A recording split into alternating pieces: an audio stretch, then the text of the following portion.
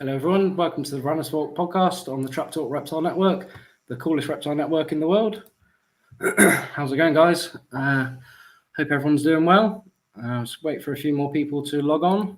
Hope everyone in America is okay after the crazy weather we've been having over there. Hope everyone's safe. All your animals got out safe.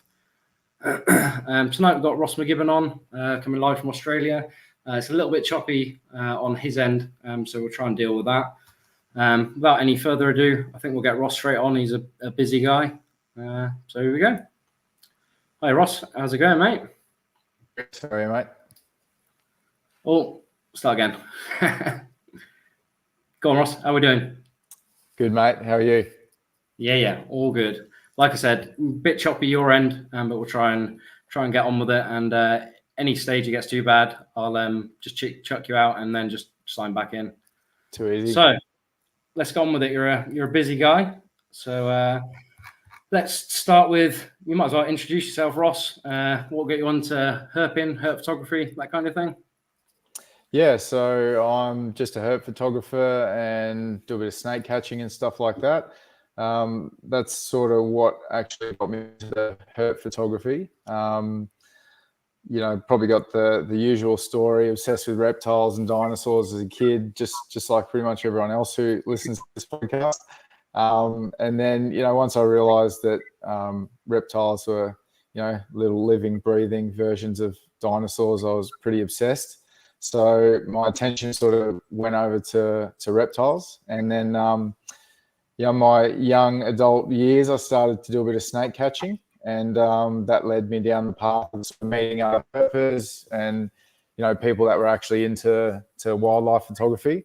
So I started doing heaps of traveling in my young years all through Europe and South Asia, and got myself a camera and just started really started learning the ropes of photography through travel photography.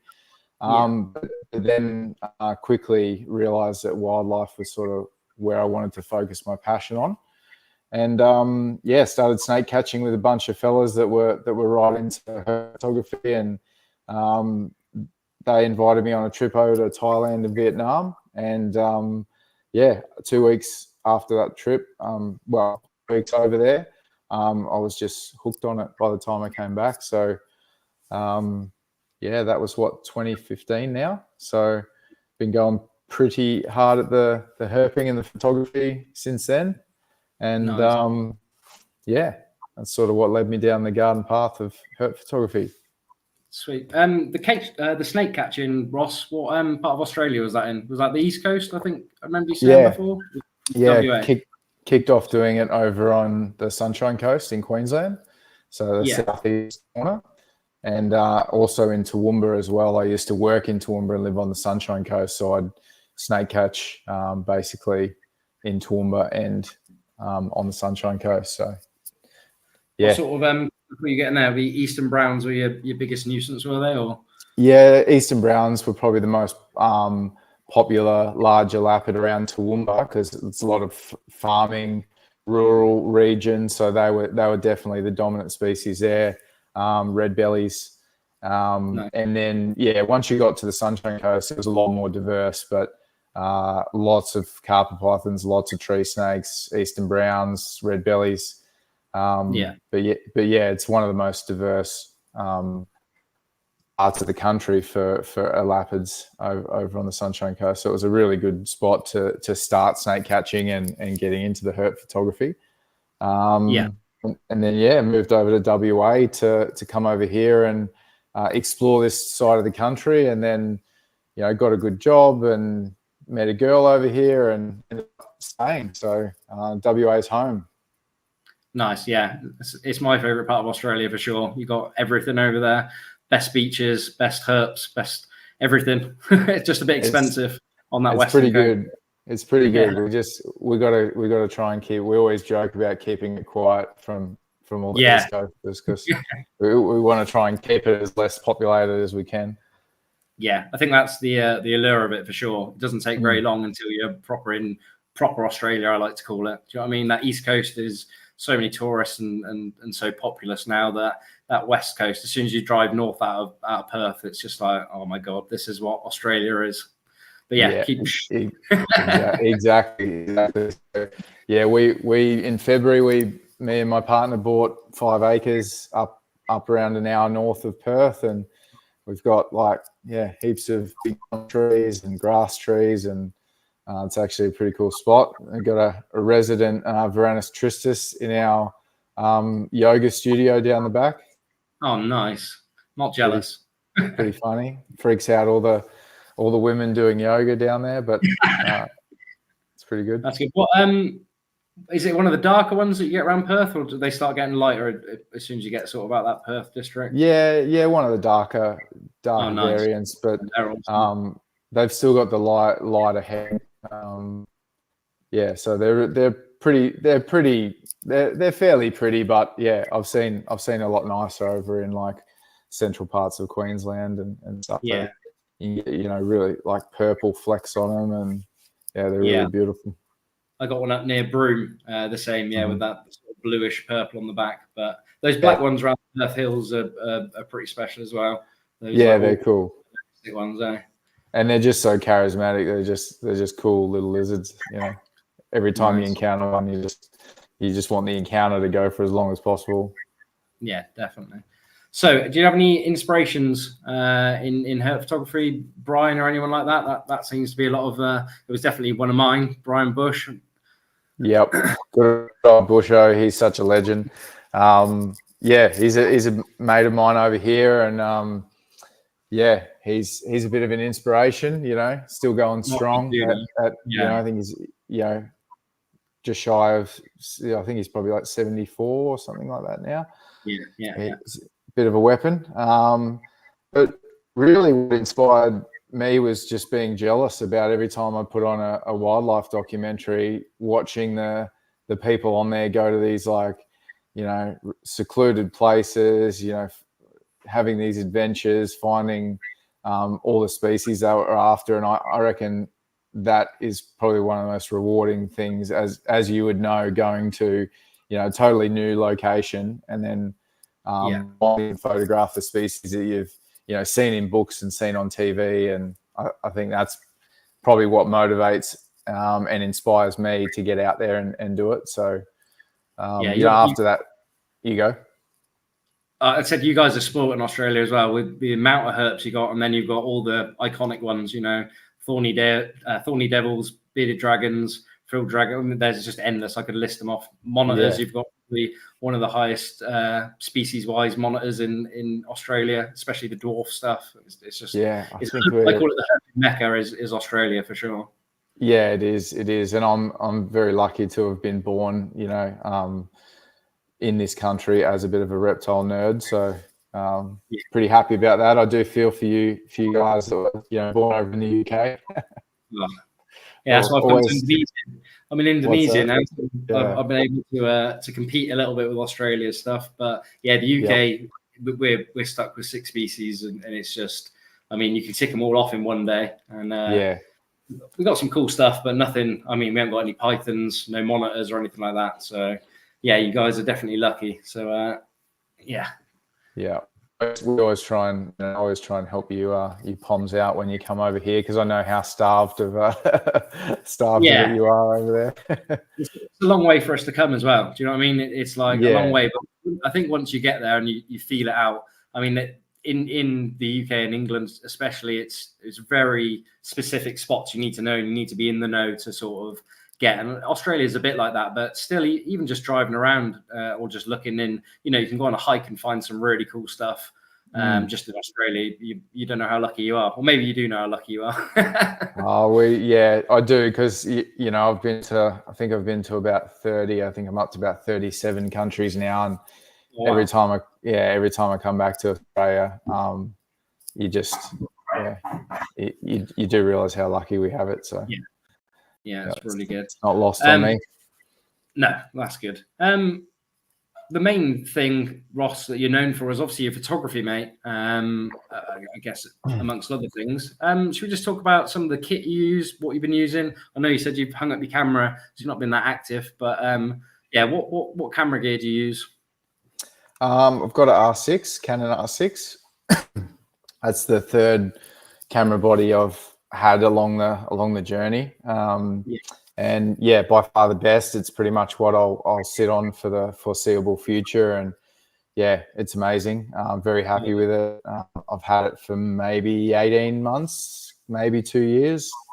Then I'm more into I'm either filming in situ with a long lens, and I'm tending to do a lot more of that these days.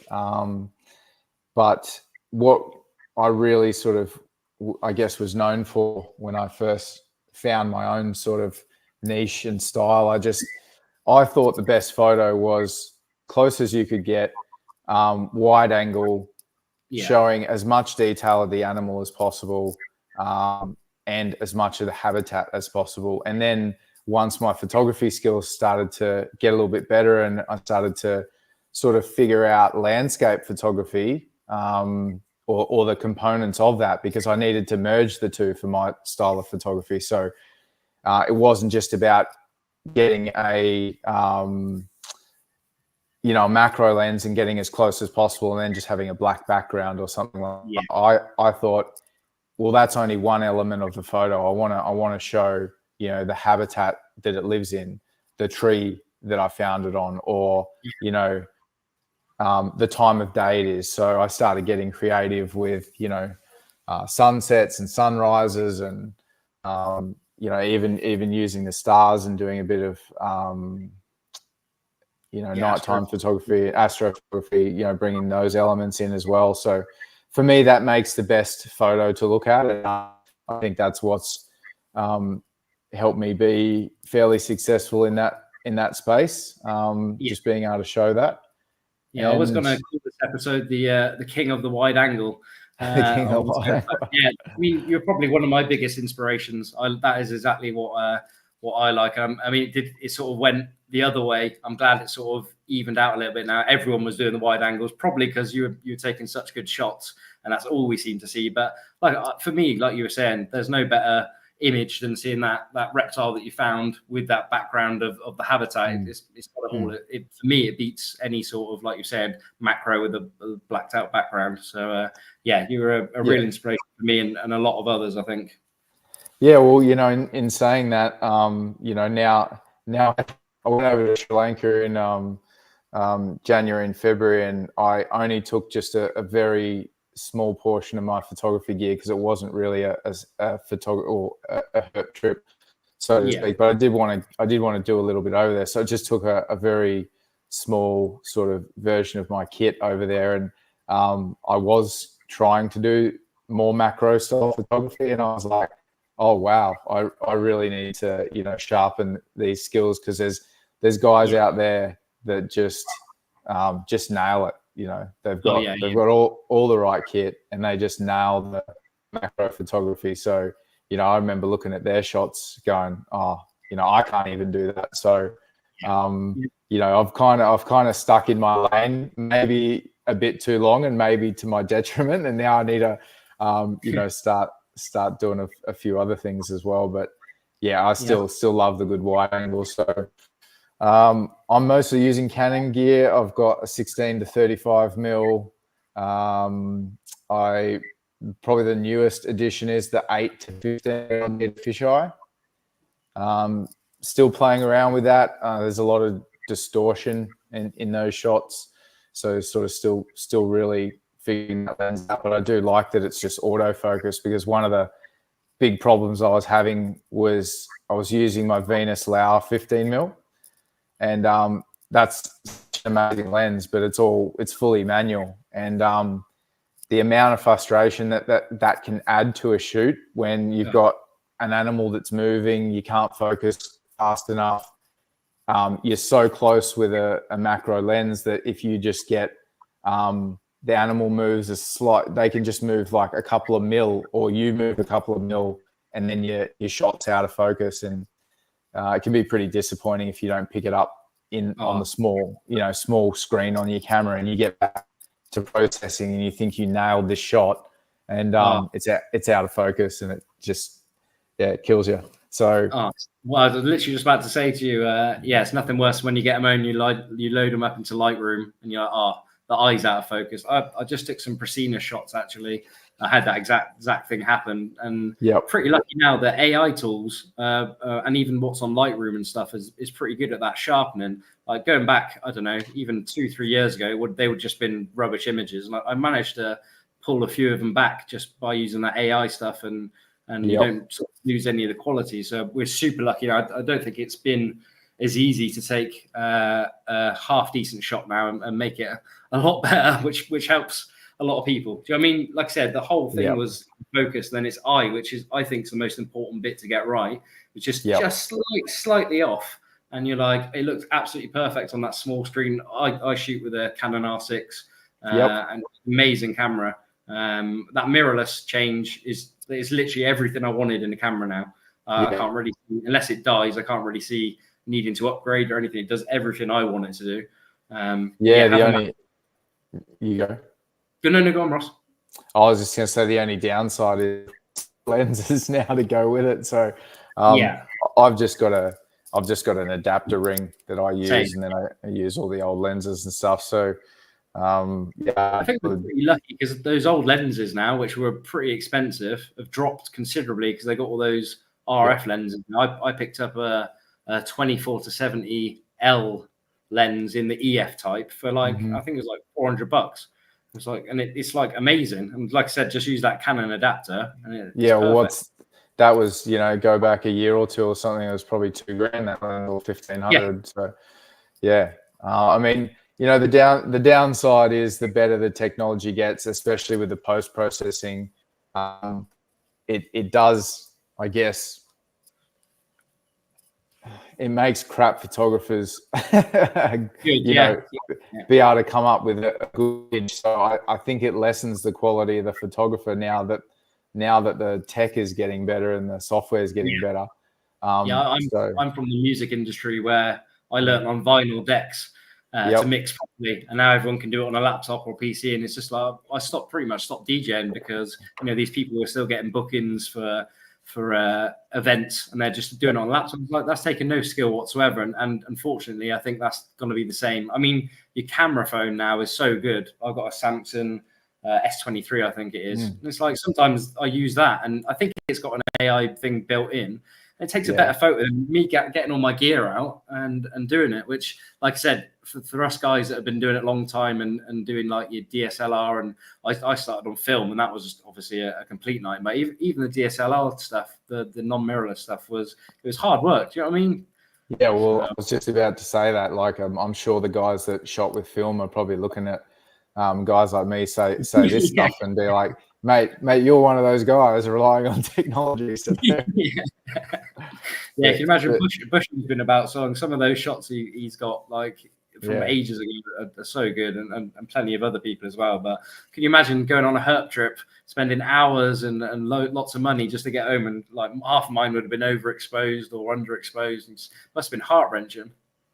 Yeah, well, that's it. I mean, you can get the camera gear good now and you can get a good photo, but the other thing that you can't really fake is like position of the animal and the orientation in the shot, and sort of, what the animal's doing, how it's looking, that sort of stuff. So unless you've got a really good understanding of reptiles from a background of before photography came about, you're into reptiles. And, for me, just being able to work closely with them, especially when it comes to venomous snakes and things like that, how they move, what to expect, and how to photograph them to make them look good. You know what I mean? And there's people that can't fake that, so they can go out and take a nice photo, but the reptile looks terrible in the shot. That's a big one. Being able to capture it in the so it's not looking dead or in the in situ shots, really being really patient, which is hard when you're shaking because it's the first time seeing this reptile. It all plays into it. Like I said, it takes a lot of experience. You using much flash? That seems to be like a massive thing now. I wasn't too big on the flash. I've got like a tiny cheap rubbish one now, and it has made my photos better. But some of these guys like units now, it's just like, I don't want to be bothered to carry that around. But I don't know that's how important you think it is. Yeah, I've been using flash almost from the start, and yeah, I do have a photo. If you bring it up, I mean, we're probably not in the start of the going through my photos yet, but if you did want to bring the Varanus hammersleensis up, which one, mate? Number one. It's the third one. Third one. Okay. All right. Okay, I should be able to do this. There we go. Yeah, that is natural light, no flash. So that's fantastic. Yeah, that's still one of my favorite shots that I've ever taken, and I haven't used any flash in that. So that's what I was finding. Oh, sorry, Ross, go on. No, you go. That's what I was finding with a lot of, probably because I didn't know how to use the flash properly, maybe, or just because I was photographing stuff on my own. It's really hard to have an off-camera flash and do stuff and take the photo. And then I was like overcompensating with the flash, and it just looked so unnatural to me. I actually stopped using the flash completely and tried to do a bit like what you're doing there with the natural stuff. But sometimes you don't get that lucky, or the light changes, doesn't it? And then you get this a lot duller image. I think I've like half compensated now by just using a really small, it's just an on-camera flash that I use now. It's like, I think Canon's cheapest one. I've got an expensive flashlight that I never use now, and I just use this sort of one that sits on top on the hot shoe. So yeah, well, that's not a bad way to do it either. But you might find that, you know, on low settings that's just enough to give you what you need. But then the downside of having that onboard flash is if you are working quite close to the reptile, you know, you might be looking at harsh light. That's it. If you don't have a diffuser, and then that takes you down the realm of like diffused light. So, lighting is just one of those things that is a photographer's constant element that they really have to be. They probably have the most trouble with all the time. You know, it's just lighting. Especially in the places where we're shooting reptiles, because it changes so often. I mean, I'm doing a lot of stuff in Indonesia now in the jungle, and it can be like perfect lighting, and then just as you take the shot, you'll get some cloud cover or something like that. And then you've got the other problem I found in Australia is it's like the lighting's too bright when you're finding the stuff, so you're getting a lot of like just completely washed out backgrounds or overexposed stuff. It's pretty hard to deal. I mean, that is photography, is all lighting, I suppose.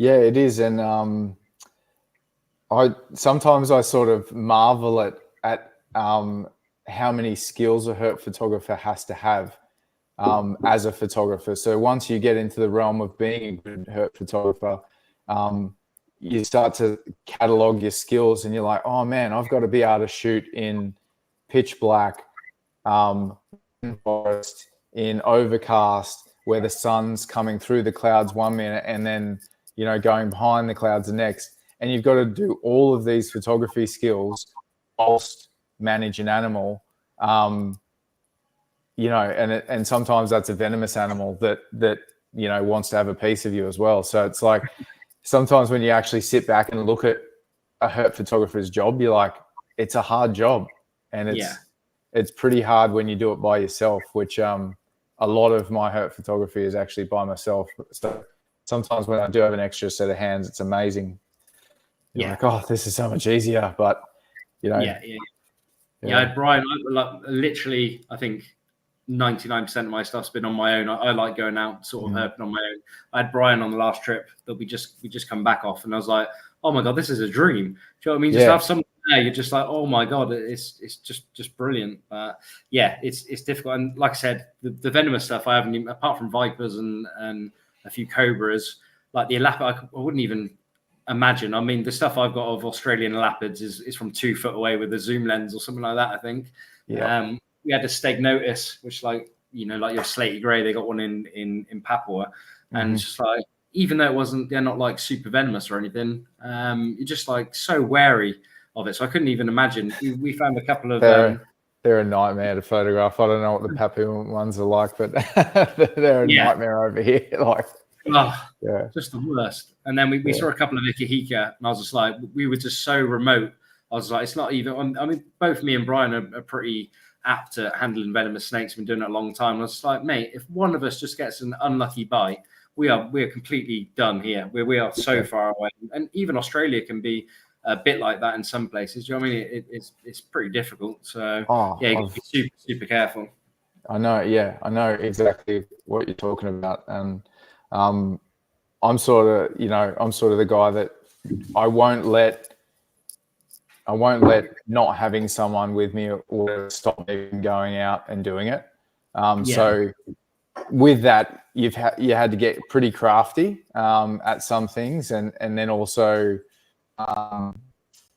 just really have a backup, when it comes to safety and have everything, because you can get caught out pretty quick. I've had mates be bitten twice. I've been bitten once, on a herp trip, and it can really catch by surprise, Yeah, the stuff you got in Australia, I mean, you got top 10 there anyway. Any venomous bite is the worst bite, mate. It doesn't matter where they are on that list. It becomes a medical emergency at that point. And some of the places we go is just so far out. And like I said, Papua, I said to Brian, just like, nah, we're not doing it. It's just not worth the risk.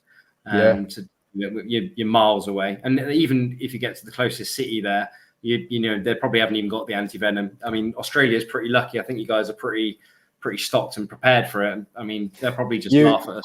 You would think so, but when when you get to some of these remote places, like I was in South Australia, and this was the worst, I guess, in shit moment. And I had a mate get bitten by an inland taipan, and he was envenomed and had to get him to the hospital. And we get there, and we get this nurse, and she's just like checking us in, like we've got sniffles or a cold or whatever. And I had to like hurry her up a few times. I'm like, can you please go get the doctor? This is like prior one. This is the most venomous snake in the world, kind of thing. Trying to get her to take it more seriously. And I don't know whether she was just flustered or just hadn't dealt with a snake bite in so long in that area. But then, we get into my mate basically starts going downhill, and we get into the emergency room, and the doctor finally comes in, and I was like, where is your anti-venom? Go and get your anti-venom to the nurse. And she comes back, and she's like fumbling everything, and gets out this anti-venom, and all they had was brown snake anti-venom. And I think they had one polyvalent, which, does all of the 5 venomous groups of species that we have. So they end up giving my mate that, and, they flying him out and stuff. And he sort of only just really pulled through by getting another vial once he landed, sort of thing. But you would think they would be more prepared and more stocked, but you just never know. And then another time when I was bitten, and we went to a rural medical center, and they were all over it. They smashed it. So it was in the best care possible. So you think, being in a first world country in Australia, that we've got the best medical care and all of that, but it can go either way depending on where you are and who you get on the day. Yeah, last thing you want is your nurse fumbling up to you when you're in that situation. Doesn't fill you with confidence. So, like I said, I couldn't imagine being in another country where you don't speak the language, such as Papua, or some of the places you've been, Thailand and places like that, and then trying to explain what's gone on, the hygiene in some of these places, and it's just risk and reward. It's a really bad day. It's a really bad day if you get done somewhere like that. I've mostly been doing herp photography in Australia, so I know the protocol, and I'm sort of part of the medical system over here, a bit being a fiery. I've got I'm highly trained first aid and stuff like that, and I sort of know the process now of snake bite over here, and it's fine. But then when you go to another country, you're like, shit, I can't just ring triples. I can't just ring 000. I won't just have this amazing Royal Flying Doctors fly out to a remote part of Australia and collect me, So Do you want just for people that don't know, Ross, I think that's like a real cool thing or amazing thing that Australia's got, that Royal Flying Doctors. Do you want to just explain that a little bit? Yeah, we have a service over here that have fixed wing jets, and they're called the Royal Flying Doctor Service, and they're non-for-profit organisation, and they're an organisation that I've raised money for because in 2017 I was bitten by juvenile mulga snake and wasn't sure, had never been done rural by a highly venomous snake, sort of wasn't really sure how I should handle it. So I just went straight to the emergency. It was only 15 minutes away. This was the little rural outpost medical station who actually handled it really well. But they, called up the Royal Flying Doctors and came up with a plan. And the plan was to come and get me and take me to the next neighbouring town, which is about 4 hours drive away. But they didn't have enough antivirals, so then they had to fly me 1,000 kilometres back to Perth, which would have been a 10-hour drive. So you're back there in, I don't know, maybe the flight took half an hour, 45 minutes, something like that, versus 10 hours by car. So because we have such a vast landmass in Australia, we have this amazing organisation that's Australia-wide that if anyone needs urgent medical care, they can fly them to where they need to be. So it's pretty awesome. Yeah, it's fantastic. I mean, such an amazing, vast wilderness you got there. I mean, it's just it's life-changing to have something like that. I mean, that's really amazing. Going back to the photography stuff, just to touch on that a little bit more. Any specific lenses that you wouldn't be without or anything like that? You did mention a few. Well, if you could just take one, if you just had one on a trip and you just wanted to do, like your basic herp photography, what would you take? Out of my kit, I would probably just take the 16 to 35 mil. Yeah. But in saying that, I also wouldn't really go anywhere without my long lens either. So when you say if you're going on a wildlife photography trip and you can only take one lens, you take the long lens all the way. But if you're on because that's exactly what sorry, Ross. Sorry, you're breaking up a bit. Say again. I said it's a bit of a rubbish question, really, because I mean, you need the two. That's exactly what I was going to say to you. Literally, that's what I take now. I'll take my zoom lens and something I can do wide angles with. So because it's all about what you get faced with. So if you're out in the bush and you see something amazing happening, like a predatory event, monster lizards just grab something and it's just eating it, killing a snake, whatever. Like you can grab your wide angle lens and try and get as close to it as possible, but that's probably not going to it's not going to end well. So if I was to take one lens, it would just be the long lens, because you could sit back and snap away and pretty much get what you want, and you could still get fairly close and get as close as whatever the encounter will let you. But in saying that, my go-to lenses for my style of photography, if I have my own way and I can get close to the subject and all the elements fall into place, then I'd probably go with a 16, my lens, 16 to 35 mil. Yeah. Good all-rounder lens. And then that's where you start to bust out your specialty lenses if you can get even closer, You're dealing, you might have a gecko you really want to get close to. So you might bust out the 8 to 15 mil fisheye and see what you can get there, or the Lauer. But you go. I've found recently, I used to take every single lens I could basically that fit in my backpack. And that's what Brian did on the last trip. And it's so heavy. So I'm just trying to think of ways of cutting stuff down. But I don't think you can do it with one lens. There's not one lens that does all, is there? You need to bring sort of at least two. That's what I've got it down to now. I leave the macro one at home, and then I just take my 24 to 70, and I think got a 100 to 400 zoom lens, and then sort of make do with that. But like I said, Brian bought pretty much all of his kit on the last trip, and he got some fantastic. I mean, he had a huge. He was doing some birding. Those lenses, I can't believe they lug those around all the time. I just kept laughing at him. They're just so heavy and so cumbersome. Like I said, Australia is pretty good because you can drive a lot of these places, but you know, as soon as you get to like Thailand and Papua and stuff, it's all completely walking or in boats and stuff, and it sort of slows you down a little bit, I think.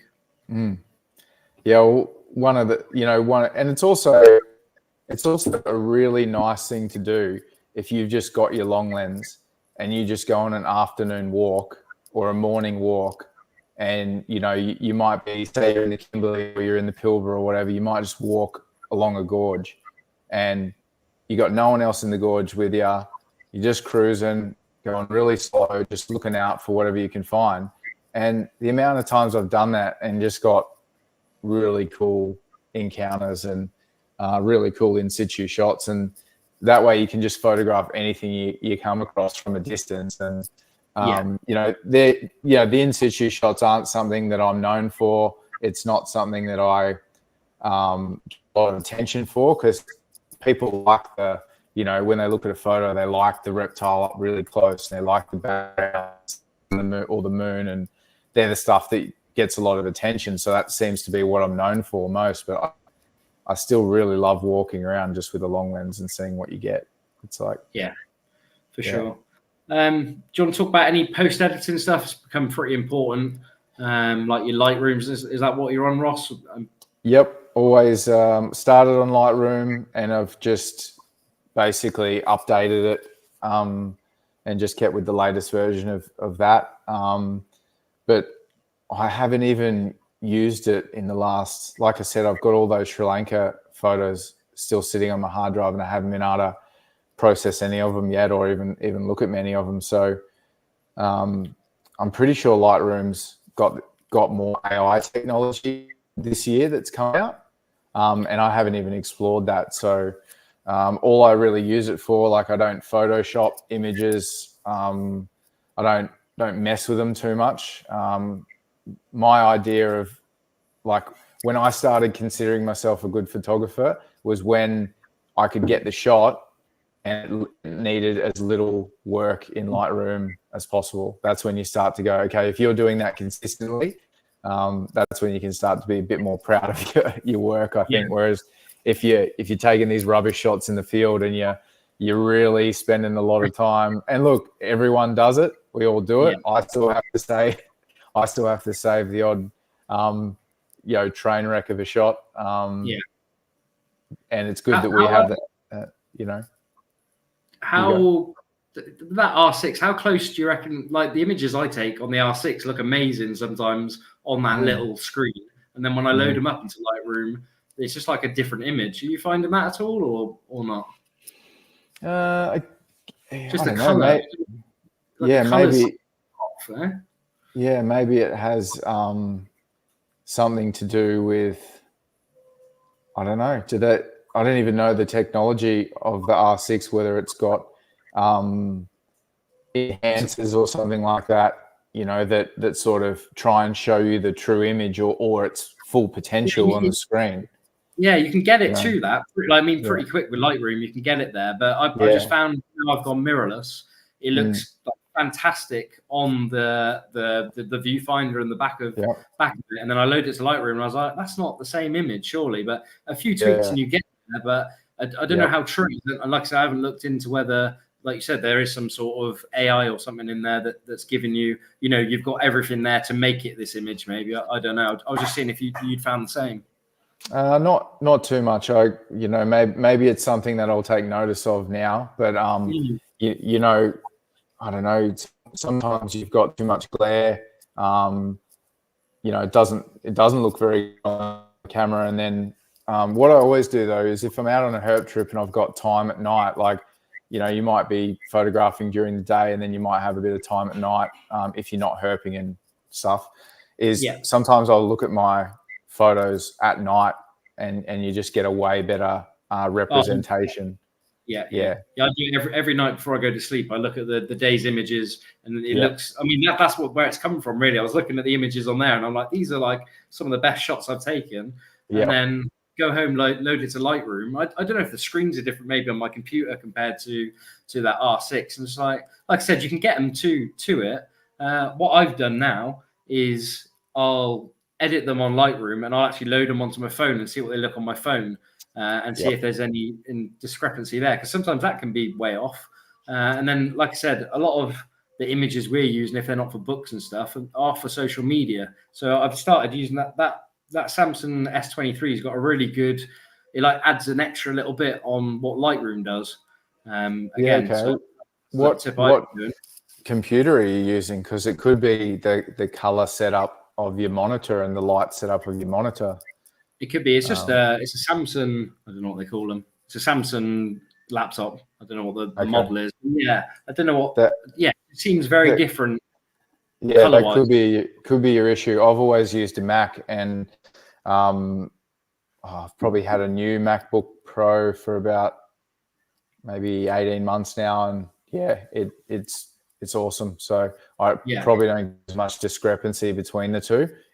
But I can imagine if you've got a really kick-ass new camera and then you've got an old laptop, there's going to be some it's just discrepancy there. Something to watch out for, I found. And then putting it onto the phone gives you that sort of, it's more again to check it, I think. And like I said, we're loading a lot of these images to social media, and a lot of people are looking at them on an iPhone or a Samsung Android or something. So it's nice to see that as well. Just give you a bit of confidence. I went through a little bit of a phase there where in my earlier days it was coming out underexposed, the images, and you'd share them and they'd be quite dull. And I've got to crank the brightness up to basically full brightness on my screen, and then just dull it back one, and then I actually edit to that, and that seems to come up with the right result for me. But if your brightness on your screen is even back when you're editing your photos, or you're adjusting the exposure, and then all it could mean is you just need to increase the brightness on your screen. So you see that all the time.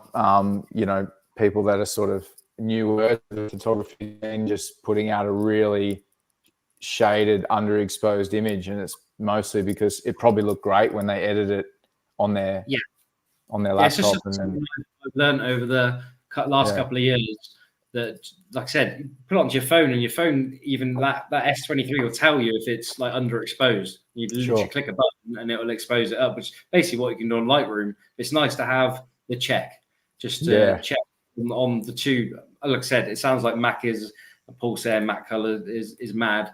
Maybe they've got a more true to life thing. You get it again, going to the music industry, you get it with speakers. If you're making music, one set of speakers, it might sound amazing, and then you play it there's a thing called the car test. You go and play it in your car, and if it sounds rubbish in your car, it probably sounds everywhere. yeah, for sure. So, let's finish with the photography stuff for now. Let's talk about actually planning these trips then, Ross. How do you go about planning these trips? Specific species in mind, or how do you go about it? We'll go for in Australia to start with, if you don't mind. Yeah, definitely. The more research, I learned myself. The more research you can do prior to a trip, the more successful you are when you're out there. And the hard thing about Australia is you've got to drive so far to get some of the species you're after, right? So you start to, when you go on trips and you're not very successful and you've just driven 6,000 Ks and paid for all that fuel, and you're like, I could have been more successful. You start to then put more effort into the planning side of things. So I'm a pretty organized dude, like to forward think a lot. So I will sit there. If I've got a herp trip coming up in 2 months, I'll sit there and I'll make a list of everything I want to find. I'll scour the internet for GPS records of that species. I'll go into scientific papers and, like you were talking about before, looking up where the holotype was, where the paratypes are, and I'll plot them on Google Maps. I'll try and speak to people that have, obviously been successful in that part. Ross, just breaking up a bit, mate. Do you want to just kick yourself out, mate, and then just log back in, sort it out? Just getting a bit choppy. Hi guys, just wait for Ross to log back in. Hope everyone is enjoying the episode. Shouldn't take too long. Here we go. How we sounded. That's a lot better, mate. Yeah, if it just gets too choppy, we're just going to have to kick you out and then sort of just bring you back in a bit. If you don't move around as much, it seems to be better. I don't know if it's the camera trying to pick you up and the audio. The audio seems to be pretty good. I don't know if anyone listening can say, as long as the audio is good, I think we're okay. You can just let me know. Yeah. So whereabouts were we? Just talking about planning trips? Planning the trips, yeah. So you were saying you sort of write down a list of your target species. I've run into the same thing in Australia of trying to tick off too many species. Maybe we'll talk about that in a bit. But you were saying just you add them onto Google. Was it Maps or Earth you were using? I just use Google Maps. I've just found that to be fairly easy. Download offline maps. Which don't really give you the detail, but it can help you navigate straight to a point. Yeah. And it's been super helpful, like being able to do this level of research before you go and then plot everything on Google Maps and then just drive to the areas. I've found that I have been able to, like, there was a Pilbara trip where I had 8 days off and I researched everything I wanted to find. And I just went from spot to spot to spot. And it was one of the most successful short trips that I've ever done because I just had all my research done before I went. Yeah. And I did 6,000 kilometers in 8 days. It was one of the biggest. Yeah. From I don't think people realize how big Australia is, but when you actually have to start driving it, it's just insane. I mean, what's Perth to the Pilbara? It's 18 hours. 18 hours, probably 15 to the probably 15, I think, to Karajini. Yeah, it's a long way. I mean, I do like doing it you wouldn't want to do it in one sitting, would you? You try and break it up. So that's where your planning comes in. If you can take off some of these species along the way. I usually do like your big, all mine are all Varanus species, as you know, speaking to me over the years. I'll try and find, your Varanus species get on the way up, and then everything else for me is sort of a bycatch, which is a really good thing in Australia. You're seeing a lot of really cool species. I mean, you look at the Cordia lineatus, which is unfortunately one I still haven't found. I've put quite a bit of effort in to them. It's just a unicorn species for me, but you find your depressor right alongside them. Yeah. So, and that was exactly my experience with going for that species. Is just get a depressor, bycatch, and you're like, oh, these are pretty cool in their own right. So yeah, definitely. And then do you use Google Earth? So I found that really helpful before I started speaking to anyone in Australia like yourself. Was just there's a lot of, I mean, you can see the landscape pretty well, and then there's a lot of like pictures of escarpments and stuff, and you can sort of see the roads in and stuff like that. I found that pretty handy just to have a little scope or even look at some of those papers and stuff and find a general area and then sort of go on Google Earth and have a look. It's something I've done in the past. Yeah, look, maybe I need to explore Google Earth a bit more. But I've gotten so familiar with Google Maps and haven't really gone down the Google Earth route. But you're right, it probably just gives you more detail. So anything that can give you more of an idea of what you're going to get what you can expect when you get there, then that's what you want. So after that, then I wanted to bring up a point of one thing I used to do when I was younger is rely on a lot of other people's sort of hard work or other people's spots. And the more, the older I get, and I guess the better I get at this, I get way more of a kick out of doing my own research and then learning the habitat type and then learning the ecology of the animal, the habits of the animal, and then going there and finding it myself, and no one has given me the spot. And I think, I'm not, you go. No, I completely agree with you. You get given the same spots. I mean, we'll talk about herping etiquette in a little while.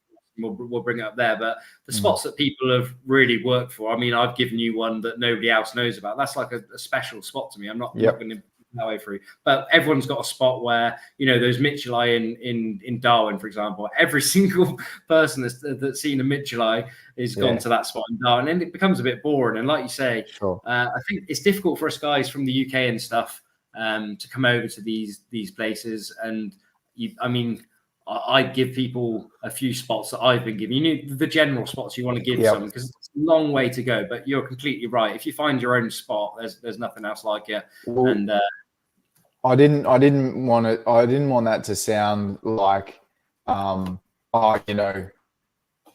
it didn't. I don't use that as a tool, because I 100% do. But I find what I wanted to get across is if anyone's sort of in that sort of earlier herping years and they are relying on just everyone else's spots giving it to them, the message I want to put out is it's way more rewarding to do your own research, and you learn way more.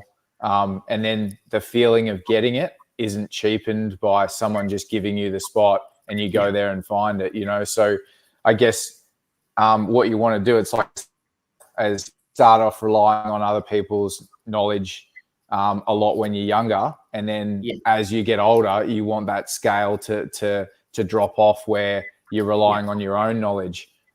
Because if you just go through your whole herping career of just relying on other people's stuff, people are going to get sick of you, like piggybacking off the available spots that are out there.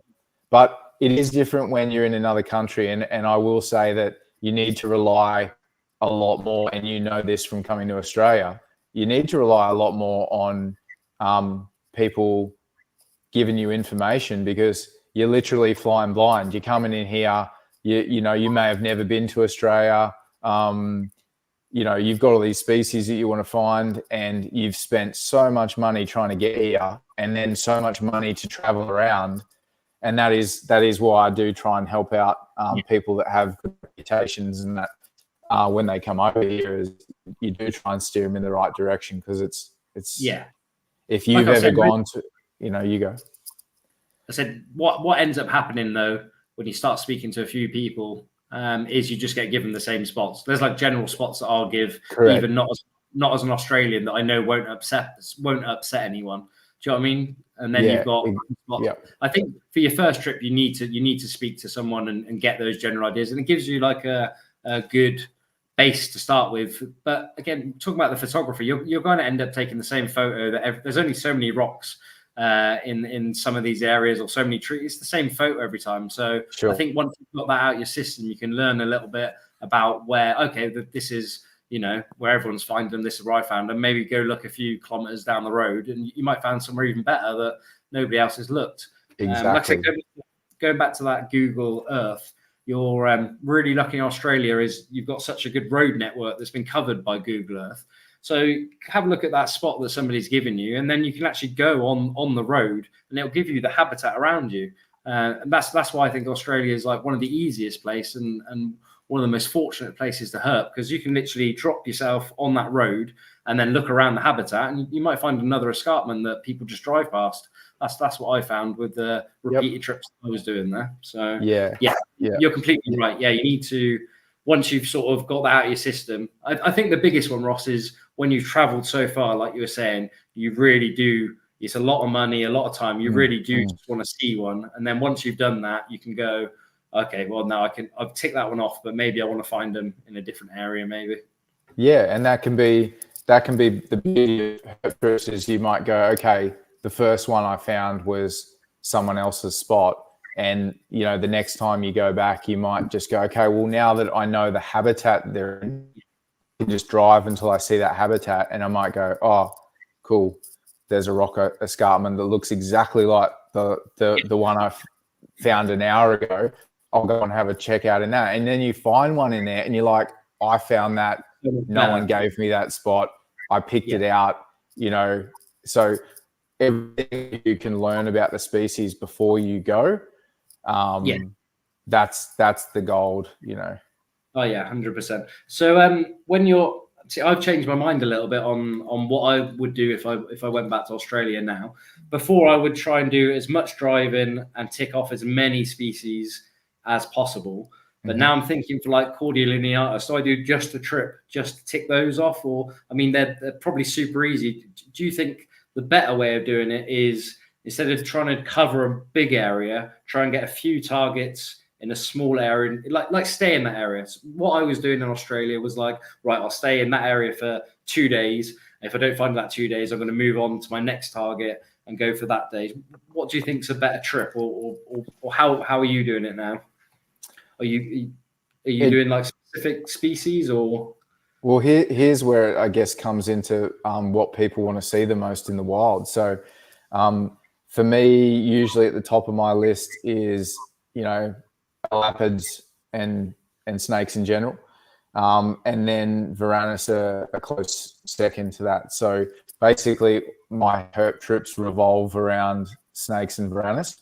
And then I've got just things that I like to find. Like, I'm really into timpans. So I really enjoy finding them in the wild, because they're like needle in a haystack type stuff, especially the pebble mimic species. So it just depends what's your jam. Like, I've been contacted by guys that are just like, oh, I'm really into Delmas, or, just certain types of little skinks or whatever. So what could species to do?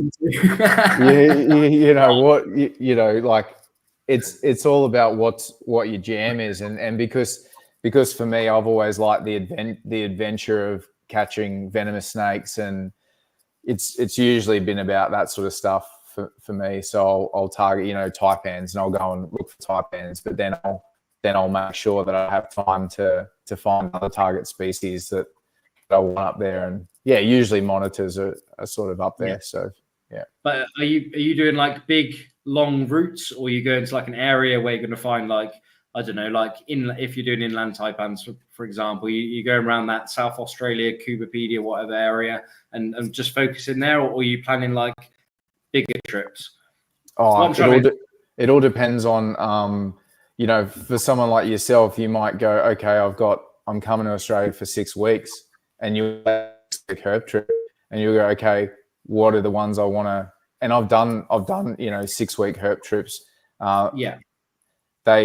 They absolutely destroy you when you. I think I'm pretty much cooked by about the 2-week mark. But now what I start to do is, with my roster, because I'm a firefighter, I do 4 days on, 4 days off, and we have a thing where we can swap out shifts, right? So you do one for me, I do one for you. Yeah. So if I swap out 4 of my shifts, because of the 4 on 4 off roster, I get 12 days off. And nice. I've found 12 days is my perfect herp trip now, because they used to be 5-6 weeks at a time. Too much. It's way too much. You just cook yourself. So for me, I can go hard for 12 days and then come back and rest. And that's sort of what I like to do. So my last 12-day trip was to South Australia. I did about 6,000 or 7,000 Ks in that 12 days. And I just went, cool. I've never been I'd been to South Australia, but I'd never been herping in South Australia. So I went, what are my top, what are my gamids? What are my top snakes? What are my top Varanus? And I just made a wish list. And then once I plotted them all on Google Maps, then you start to get a route of like where you're going to go. And then even then that changes. You'll be like, oh, the weather told me it was going to be awesome, and I've driven straight to get here and it's shit. So you might go, okay, I'm going to hit this on the way back now. and you punch onto your next spot, and it's forever evolving, which is another reason I like to go myself too, because you're just so fluid. You can just go, okay, I need a rest now. I'm good to go for another 3 hours. You know, it's. I mean, that's still a considerable amount of kilometers compared to a lot of other places you go herping. It just shows how vast Australia is. But I mean, it's beautiful scenery for most places, so it's good driving. And like I said, you get so many species, I think, compared to anywhere else in the world. It's really special. Well, there's another factor. If you might be short on cash, and you might go, I don't actually have the budget to drive 6,000 Ks because it's going to cost me X in fuel, and I just don't have that. Or you might be short on time and you've got 4 days, so you might just go, okay, I'm going to just shoot up to Payne's Find 5 hours away or something and just target species there. So that's what I'm thinking. If I do Australia again, I'll just do I've seen pretty much. I'm seen everything, but I've seen all like the ones I really wanted to see. There's a few species I really like to tick off, but I'd probably just concentrate on them rather than do these big loops that just cost so much money in Australia now. It's insane. But I think that 10 days is a real good one. I was saying to Brian when we just went to Papua, I was like, 10 days is 10 days of rough and going hard is better than like 3 weeks of like trying to do it, because you just peter out. I mean, again, Australia is really good again because it's got like good food. It's very Western in some ways, but in some of these other countries, like you've been Thailand and Papua and stuff, your body's not used to the food. You might not be eating right. So like 10 days, you can go really well and get some good stuff. Anything past that, it's like it becomes a slog and less enjoyable, I find.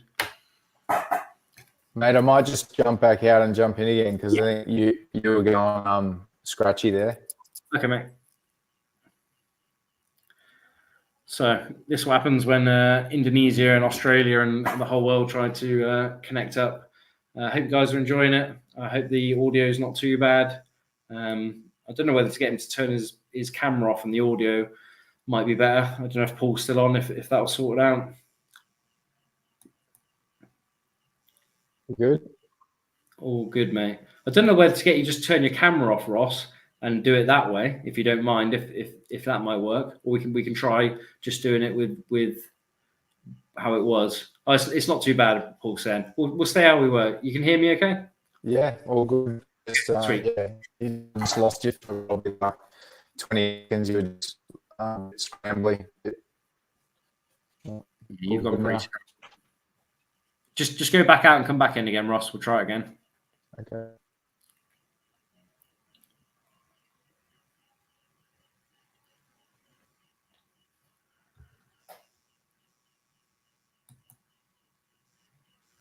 Yeah, I think it's just getting a little bit laggy on his end. I think my internet's pretty good on my end. But thank you very much for tuning in, guys. I hope you're enjoying it. We'll get to some of Ross's pictures soon, which are just amazing. So let me see if we'll just add him back in.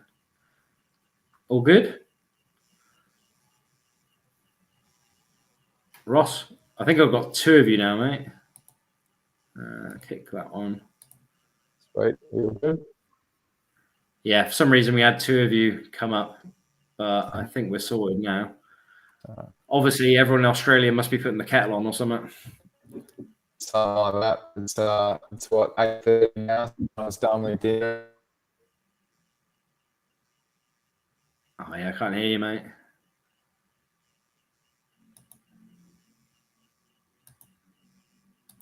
I just got to kick him out again. Yeah, it's getting super laggy.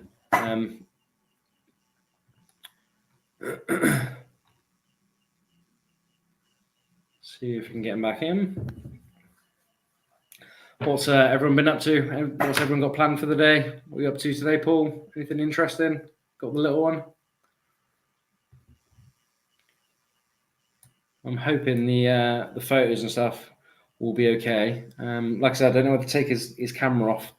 I need MJ really to or Paul to see if that would help. Just have to wait and see what's going on. Oh, he's back again.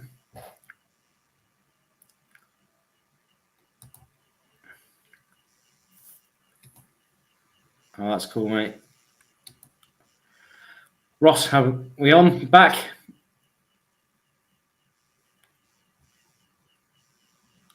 Back, mate. You got me. Do you want to just turn? I don't know. Can you turn your camera off on that side or not? Yeah, if you want. Just try it without me. I just want to see if it sorts out and makes it a bit less laggy. Yeah. How's that for you now? Yeah, it should be right. Let's do it. Oh, you're still pretty laggy my end. Just give it 2 seconds, mate, and we'll see if it sorts it out. Yeah, you're good. Sweet. Okay, I don't know even where we were. Planning the herp trips. Anything else you wanted to say on that, mate? No, not really, mate. That's sort of how I do it. Yeah, I think we've covered sort of most things, but you know, the main stuff being the more research you can do and the more you can know about the species before you go, the more successful you'll be. Yeah, for sure.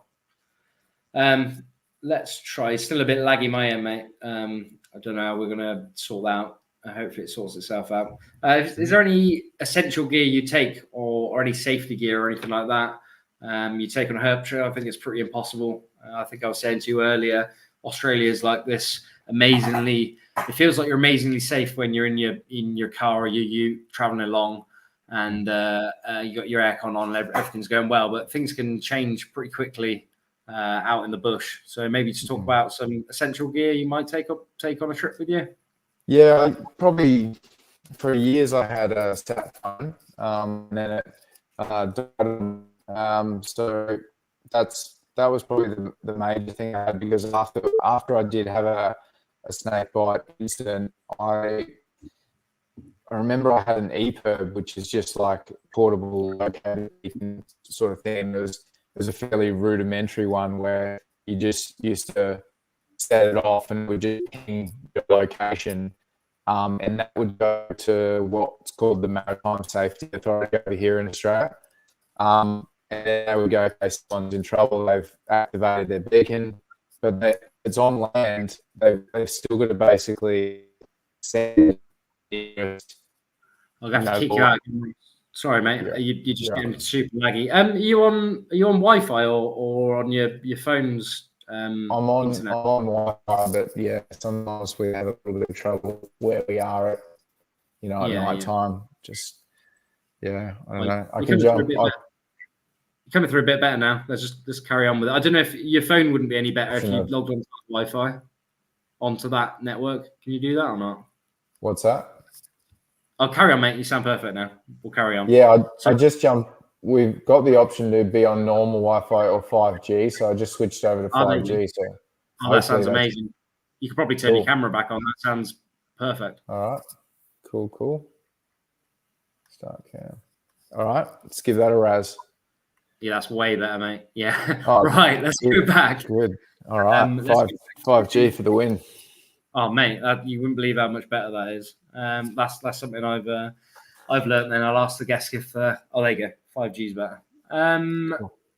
Let's go back to with the planning stuff. Let's just think about anything else on then. So you got your target species. Do all your research. There's not much more you can think of. I guess just make sure you're allowed to go to some of these places. A lot of the places in Australia is like a cattle farm or a mine site or something like that. You've got to be pretty cautious in that. Yeah, you do, but I think if you live here, you can sometimes bend the rules a bit. I've definitely been on cattle stations before, because most of Outback Australia is someone's cattle station or someone's mining lease, and it's sort of it actually shits me off a little bit sometimes how much of Australia is controlled. It's all of it. You're either in a national park or on someone's property or on a mining lease, and it does shit you off a little bit. But in saying that, I'm trying to be more of an optimist. Sometimes you can only get to certain locations because there is a mine there. Yeah. So, you got to take the good with the bad, I guess. But there's definitely been times where I've, like on that South Australia trip that I just mentioned, I just had a plot I just had a record on Google Map for Lake Erie dragons, and they're such a unique species. I really wanted to find one, and the few people that I'd spoken to wouldn't really give me spots for them. Like maybe I didn't know the guys well enough or whatever. And you know, I remember one guy a few years ago, I asked him about Gillis dragons and he just ghosted me. So I was like, okay, well, obviously people don't want to share spots about it. So in the end, I ended up just finding records on scientific papers, and then I was just like, well, I'm just gonna find a way there. So I just found a way there on Google Maps, but it did take me through cattle stations and like right past the homestead and stuff like that. And then I ended up going through, you know, all of their roads, and they were some dodgy tracks to the point where I was just like, man, I've come all this way. Like I've driven 6 hours or something like that to here, and the only thing, like something like a down fence or a locked gate or a boggy track or something can just stop me here. And luckily I got all the way through, found my species, and then got through the other side. But that's pretty rare. If you're just gonna plot a map on a record on Google Maps and then follow it, usually it can lead you down the wrong path, or you'll find some roadblock, you know, and you won't be able to get past it. So. Yeah, important also to not go somewhere where the poor landowner's going to have to bail you out. Do you know what I mean? They're pretty on their land. Their land's huge. They don't want somebody looking for a lizard that's got himself bogged. So just be super careful. Like I said, I think it's better when you're in the country, a bit like it is for me over here. If you just randomly start walking through people's gardens or their fields, they're going to want to know what's up. I mean, there's so many places. I've never, ever had a problem between, you know, the spots that I've got. And, you know, obviously you shouldn't be messing around with anything in Australia, like we were saying earlier. It's got strict wildlife laws. Everything should be left alone. But even in the national parks and stuff, you can see some amazing stuff while just hiking around. And then, you know, there's a lot of stuff where you don't need to get yourself into trouble by going, you know, onto someone's land or something. And like I said, sometimes better to take an Australian with you who sort of knows the area if you can do that as well. Yeah, and that's it. And you know, where possible, I do try and get permission if I'm going to go on someone's station or land, you know, and where it's necessary. Sometimes it's not necessary, like it's a station that has a gazetted road through it. So, you know, you're allowed to be on the road. And if you know, see a little rocky escarpment, you can pull over and walk over and have a look. No cattle station owner is going to give a shit if you want to photograph a lizard in a rock pile. You know, as long as it doesn't come between them and their livelihood, then they don't give a shit what you do. But just common sense. So just moving back onto safety, because you broke up and stuff. I just wanted to cover that. Safety or essential gear. I think you were talking about a satellite phone was pretty essential. Yeah, I did have a sat phone because, long story short there,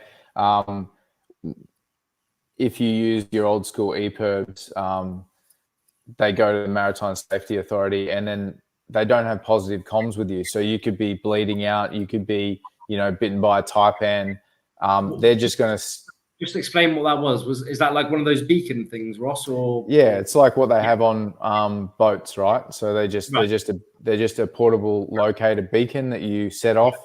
It pings to a satellite and obviously goes back to the Maritime Safety Authority, and then they alert the authorities, you know, in that area. They say, hey, someone's EPIRB's going off, go and check it out.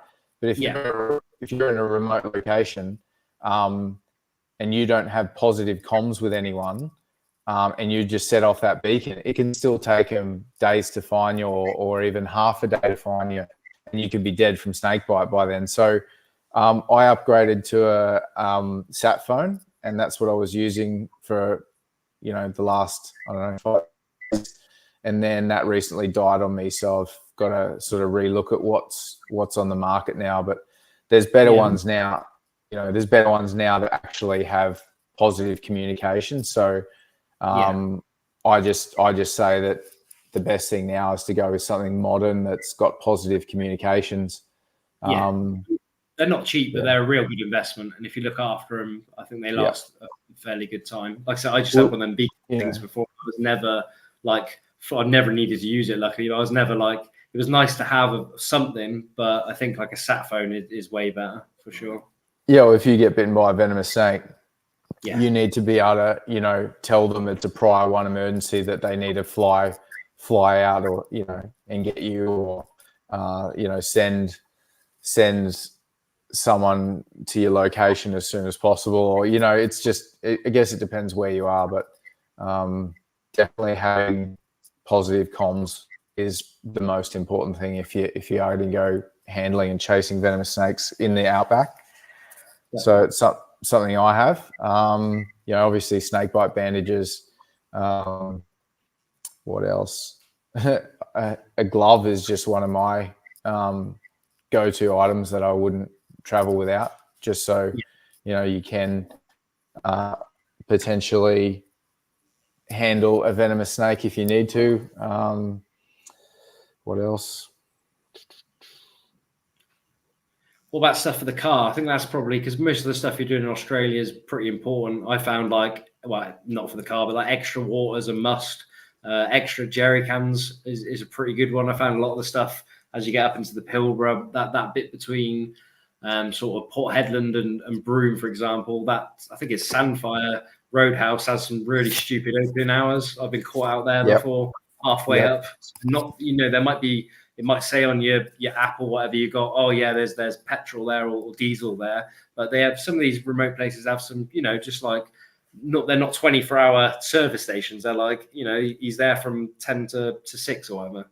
You might be. Yeah, you can definitely get caught out. You can definitely get caught out with not having enough fuel. That happened to me in the Tanami Desert, but I made it a little calculated risk to stay out there because I was having a shocking time out there and I wasn't getting 7 degrees, and I was out there for about 4 days, and the track was completely corrugated, like so corrugated, because they had these big fuel tankers for the mines running up and down this road, and the roads got so bad out there that everything, the trucks were just brought to a crawl while they had to get out to the mines. But anyway, I saw these tankers going past all the time, so I ended up having a chat to one of them, and they said, oh yeah, if you run out of fuel, just hit up one of the tankers going past, or if one of them are pulled over. So I deliberately stayed out there longer and took the gamble and got pretty low on fuel, and then sort of on my way out found a truck, and he fueled me up for a couple of years. But yeah, not having enough fuel can definitely get you in trouble. I can carry 200 liters of fuel on my rig, so I make sure that that doesn't happen. Yeah, just going back to that.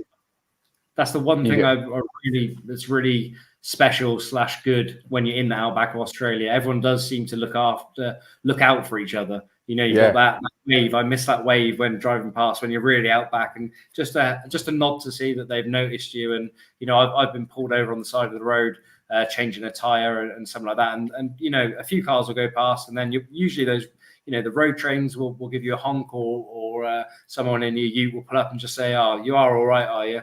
Do you know what I mean? Sometimes you can be photographing a snake on the side of the road and you're like, yeah, all good, mate. But sometimes 100%. It can be really, really builds your confidence a bit that there are a few people looking out for each other out there, because it's so remote. I think until you get out there, people don't realize how remote it is. It's a scary place sometimes when something's gone wrong. Like I said, when everything's going right, it's paradise. When something goes wrong and that car's not taking you, or that ute's not taking you to where you want to go, it becomes very quickly an ominous situation.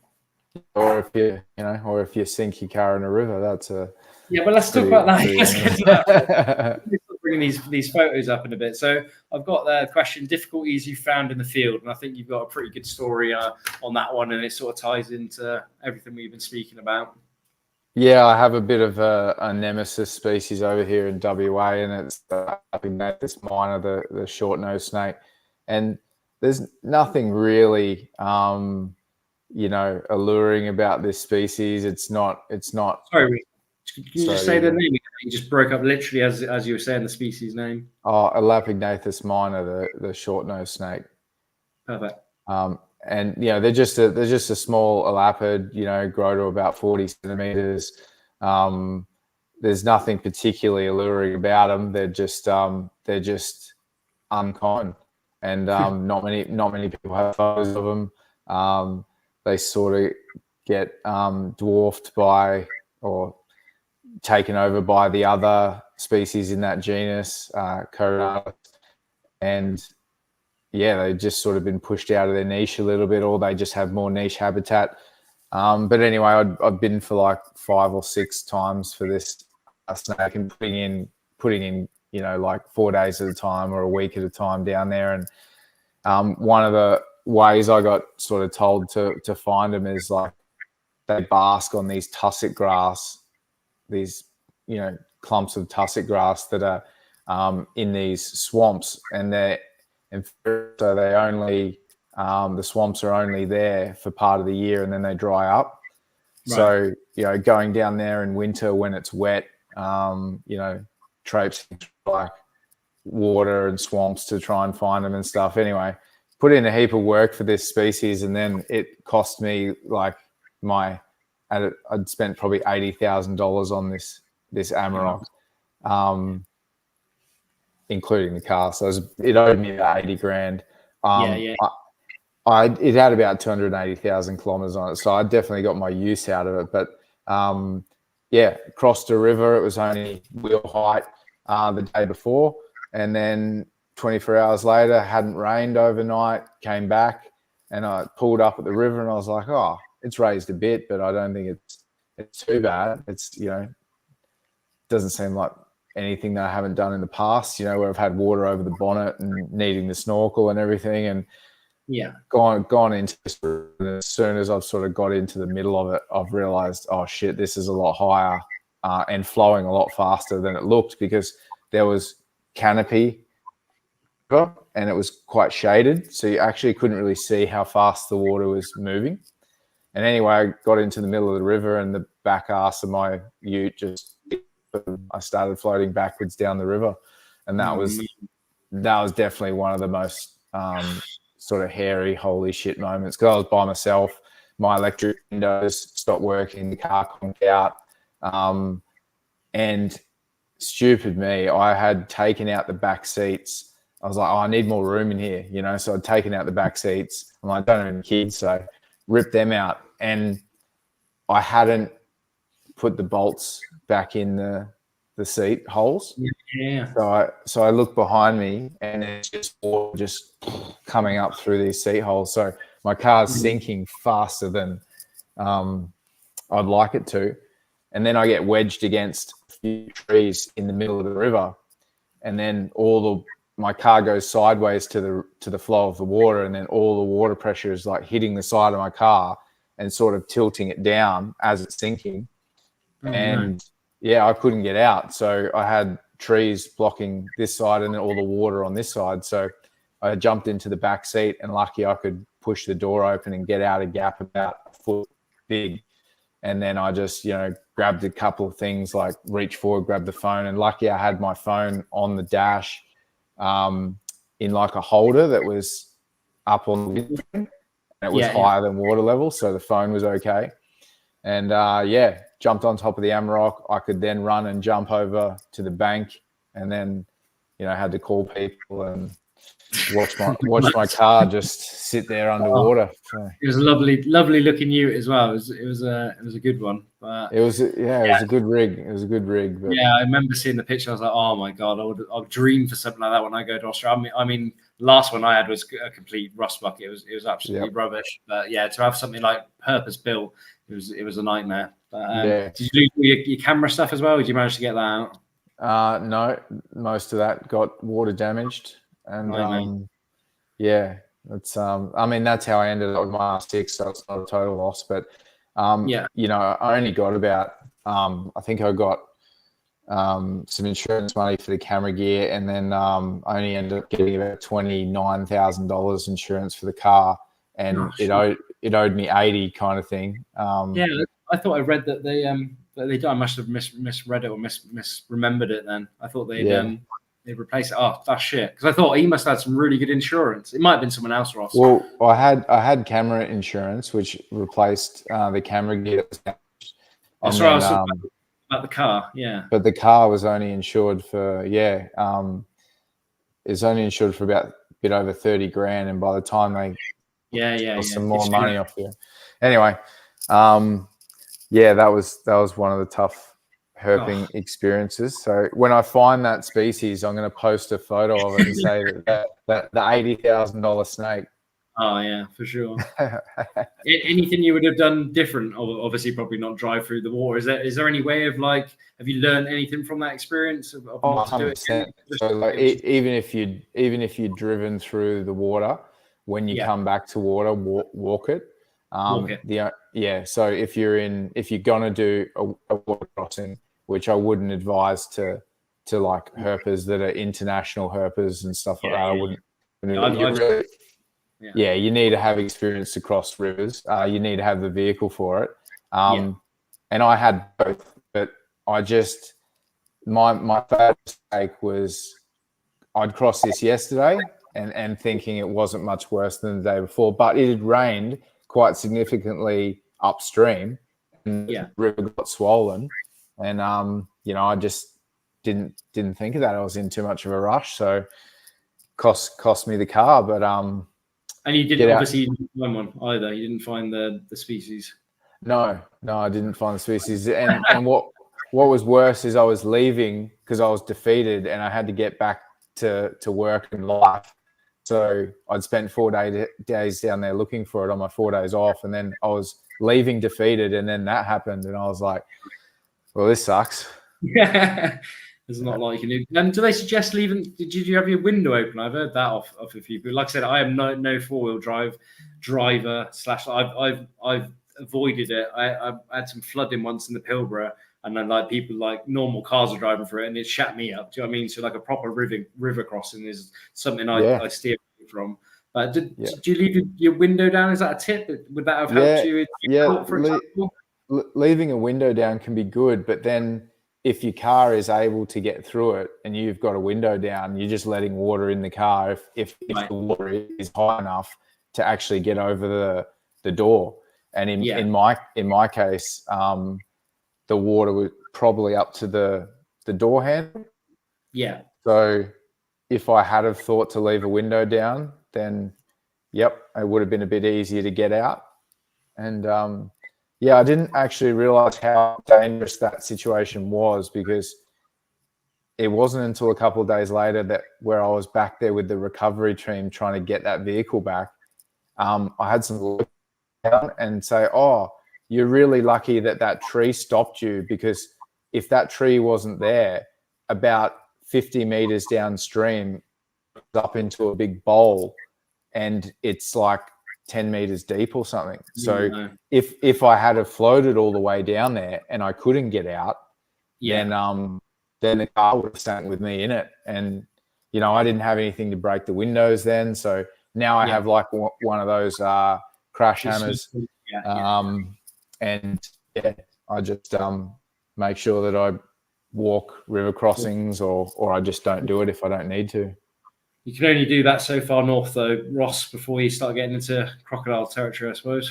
I was about to say you have to watch out where you're walking, especially if you're up in saltwater crocodile territory.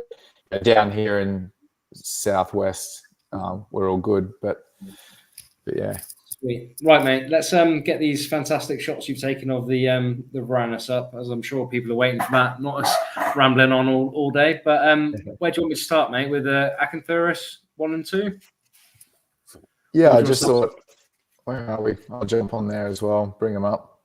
Yeah. So, Yeah, I just thought a lot of people keep these. Yeah. You know, probably got a lot of your audience that you know might even have these as pets, and I just thought it was cool to show a couple of different variants. So if you we're bringing up the first one, yeah, this is probably one of the less common variants where you can see the substrate of rock is like quite dark. Yeah. So this species is actually, this location is actually, you know, like they're just like a chocolatey brown color. And usually you know, they're like various shades of yellow and little bits of red and stuff like that. And I just thought this one was pretty cool. This one was from around Warman, up in the near the Kimberley. Yeah. I didn't even know I thought it'd all be Story. Are they St. Patrick with Story up there, or I was actually looking for Story when I found these. Oh, nice. And sorry, Ross, go on. Oh, I was just gonna say this is a really nice. She was really cool. This little gravid female. You can see she's pretty gravid there. So got a quick shot of her and let her go. Yeah, definitely. Yeah, that's a really interesting part of the country. I've always like scooted past it trying to get to other stuff, but I really want to take it. But I've never found Story around there, and then you get your King Orem around that sort of area as well. The different ones, one you got the photo of. So yeah, that's on the list for me to go over and see. So I didn't know you got the Ackies there. That's really interesting. Yeah, and not many people photographed them from this region. I don't actually know of any other photos of Ackies from that area. So not to say there aren't, because but yeah, haven't shocked to see. Now you've said that, being that area, I'm pretty shocked to see that, because I thought it looked a bit. It didn't even look like a pilbara. I didn't know where that one had come from, but yeah, I wouldn't have said around that area for sure. Yeah, so yeah, around Warman in the like North Halls Creek sort of area in the like East Kimberley. Yeah, I'm usually really scared going through Halls Creek. It's a bit of a town in itself. I got told it was called Hell's Crack by the Australians. I usually scoot through that one and keep going. But yeah, there's some really cool habitat around that area. A bit further up, there's a huge escarpment up there. I can't remember the name of it. It's in a few books, but I've never found anything. But again, that's one of them places I'd really like to, you know, sort of focus on a little bit, to try and get those Story and Ackies would be amazing. But yeah, what's going on with this one? I think I know what area that is. Looking at it just a bit, mate. But you guess where is it from? Dejara, I'd imagine. It is, mate. Yeah, it is. So yeah, some friends of mine photographed the really, you know, lemon yellow ones from there, and that was like almost top of my list for lizard species when I was in the area. Was there about 2 years ago, I think, when we got this one. I've never been. That's another place. Is you get the Dejara death adders there that are just ridiculous as well, eh? Yeah, that was sort of top. That was yours. Yeah, that was top of the list, and this was pretty close second to that. So yeah, and it's really cool to get around Australia and to find the same species in different color morphs. Like I get a real kick out of that, being a photographer, and you know, just to photograph the different color morphs in the various you know, different substrates that they sort of try and match. Yeah, definitely. Weird. Well, is there any reason you think they're? I'm guessing they're not all that lemon sort of color. I know Gunther had a really yellow one from the same area, but is it like 50-50, or are they all that sort of color around there? Or no, it just depends the habitat that you choose. If you're in the red rock, they're sort of more the standard sort of Ackies, like orangey yellow sort of, you know, not that sort of. So it looks, is that like granite boulders they got there? Yeah, the darker granite. Are you finding them like underneath those boulders? Are they like in the cracks, or are you finding them under like smaller bits of stone and stuff like that? I don't know. Yeah, underneath, because as you can see there, there's bugger all cracks for them to sort of get in. Yeah, that's pretty small. But they're under the big boulders, are they, Ross, or they're in like the shade, more shady stuff? Is that there or not? there's sort of, when it comes to Ackies, I've had most luck with like boulders that you can physically move yourself. Yeah. So if it's, I mean, there's no reason why they wouldn't be under bigger boulders. It's just that you can't move them. So it's like you're only gonna look for what you can sort of look under. So it looks like very specialist habitat. Very, very cool. All them rocky bits. Reminds me a bit of the Pilbara, but with a different color stone. You know, up near Port Hedland, they got a few little bouldery places like that. That's very cool. Where do you want to go to now, mate? You choose. I reckon we could probably jump over to, because we've been talking about the Pilbara. We'll jump over to the Hammersley-Ensis 1. Yeah. Yeah, I think does that come up all right? Do you want to just explain the Pilbara to people that don't know? I mean, that was my one place. I had a reptile shop and I named it Pilbara Reptiles in like homage to. I'd never even been to the Pilbara, but just because it was like this amazing place. But do you want to describe it as like an Australian or as like a herper? What it means to you, the Pilbara? It's one of my favourite places in Australia. You know, Karajini National Park has been there. I've been in WA for 8 years now, and I've probably been there 7 or 8 times. I recently had my Bucks party and we went up there and we did some canyoning up there. But for me, it's stunning. It's full of reptiles. It's hot. It's, you've got the gorges you can swim in and a bunch of different activities. So like, even just as a tourist, I just tell people if they haven't been to Karajini, they're mad if they live over here, you know. Oh, incredible amount of people that haven't been there that, like you said, live in WA, and then as like a spot to go for a tourist, it'll blow your mind. I mean, that whole region is just, I mean, forget the reptiles. It's just the most beautiful place on earth, or one of the most beautiful places on earth. I daydream about Karajini, you know, most weeks. It's just such a special place.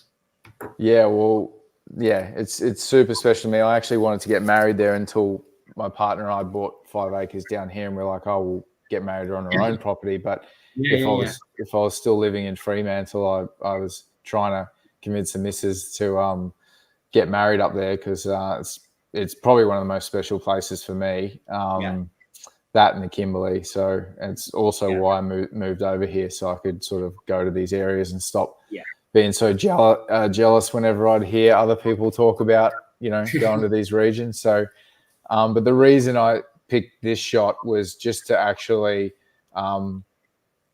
pick a bad shot, really, to show people when I first moved over here, this is the first one I found, and I had this image in my head of what I wanted to photograph and what I wanted it to look like.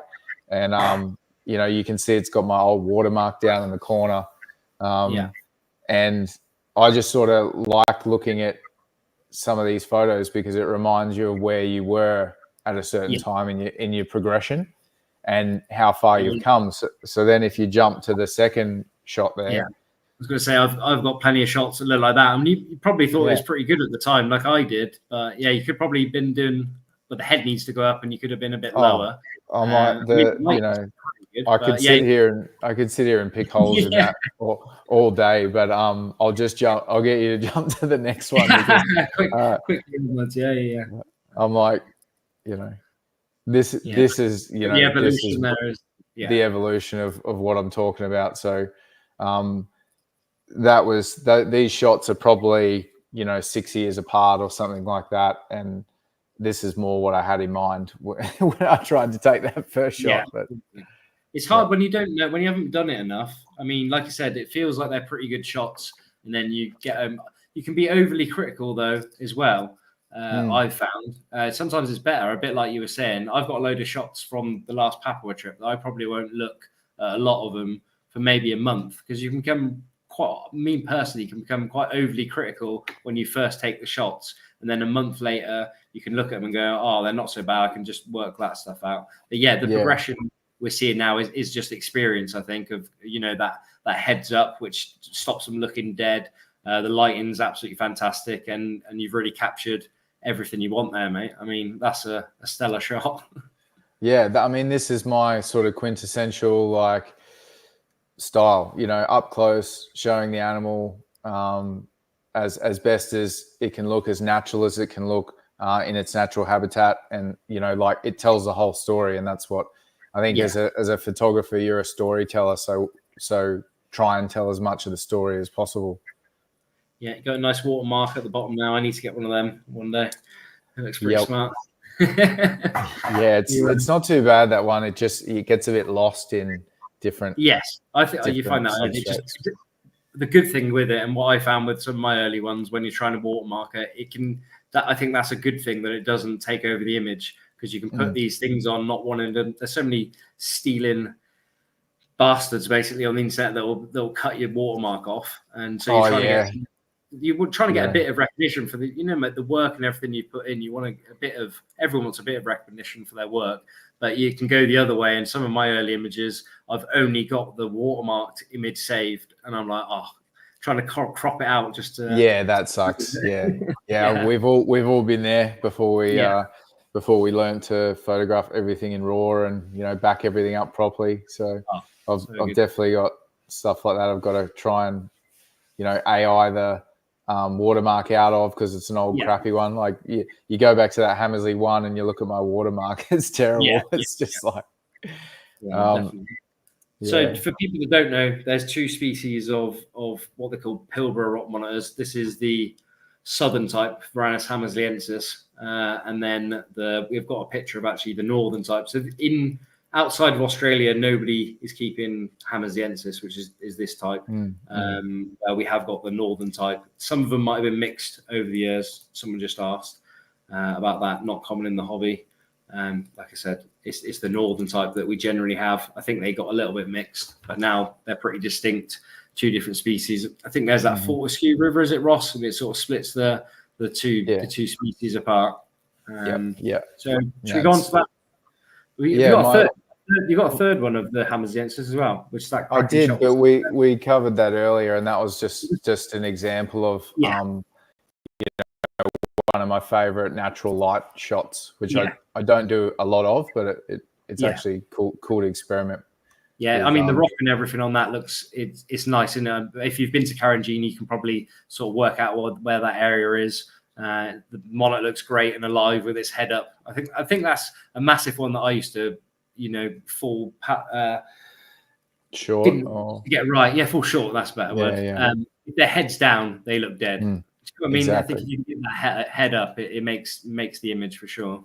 Well, you know, that's a good segue into the Varanus pilbarensis one shot. So bring that one up, and you know, I can sort of tell people exactly what we're talking about here. Where, again, this is the first time I ever went for them, and I, you know, finally got this species of what I think is one of the sexiest monitors that we have in Australia. Like, you know, these and Gloud Eye are probably up there with, you know, some of the best looking monitors we have. And, you know, I was so excited to see this species, and, you know, I got one shot off and this was it. And, you know, this is all I got. So, you know, it's not bad.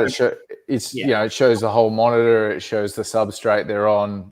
But, you know, again, I could pick holes in this all day, but I had to wait so long, you know, years before I could get back and have another crack at it, because they're just lightning fast. As soon as they heat up to their optimum temperature, they're gone in a flash. So this is one of those. All the pilbarensis shots I've got look exactly like this, because I wasn't experienced enough to do it. Like now, if I went back, they'd be completely different. So need to get back up there. Is this around headland, Ross? That sort of general area? Yeah. This is all this sort of stuff around headland, and you got those granity sort of boulders and outcrops. Yeah, really nice. But yeah, let's jump forward onto your better shot. I mean, the evolution in these it's good that you've. I didn't realize you'd done that. I didn't really take a good look at them, but it's really nice to see this of where you started, and then where you can go to if you sort of practice enough and get out there. Yeah, I actually just thought I sort of just came across the idea, and I just like to you know, also show some terrible stuff as well, just to like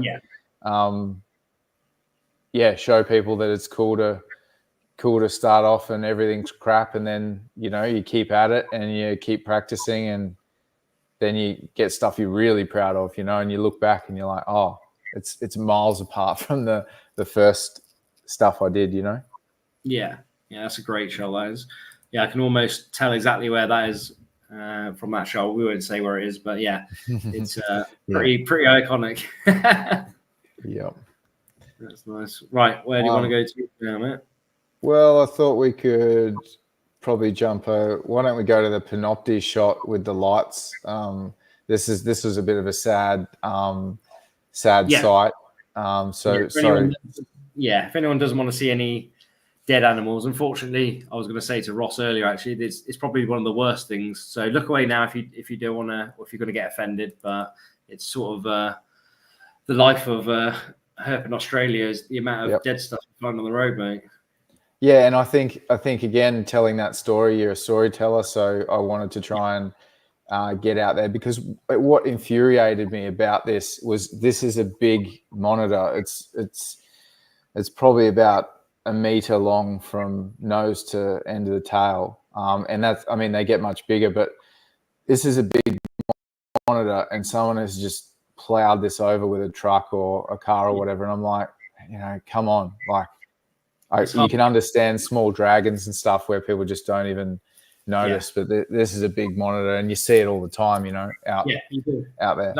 That's the biggest gutting thing about Australia is it's worse when it's your target. It's worse when it's any of them, but sometimes this happens when it's your target species that you've been looking for weeks sometimes. And I mean, I've seen people swerve to hit big monitors, like big panoptes up around Broome and stuff, and that's swerve to hit. It's on the other side of the road. So it's just gutting. That's what could have happened in this scenario.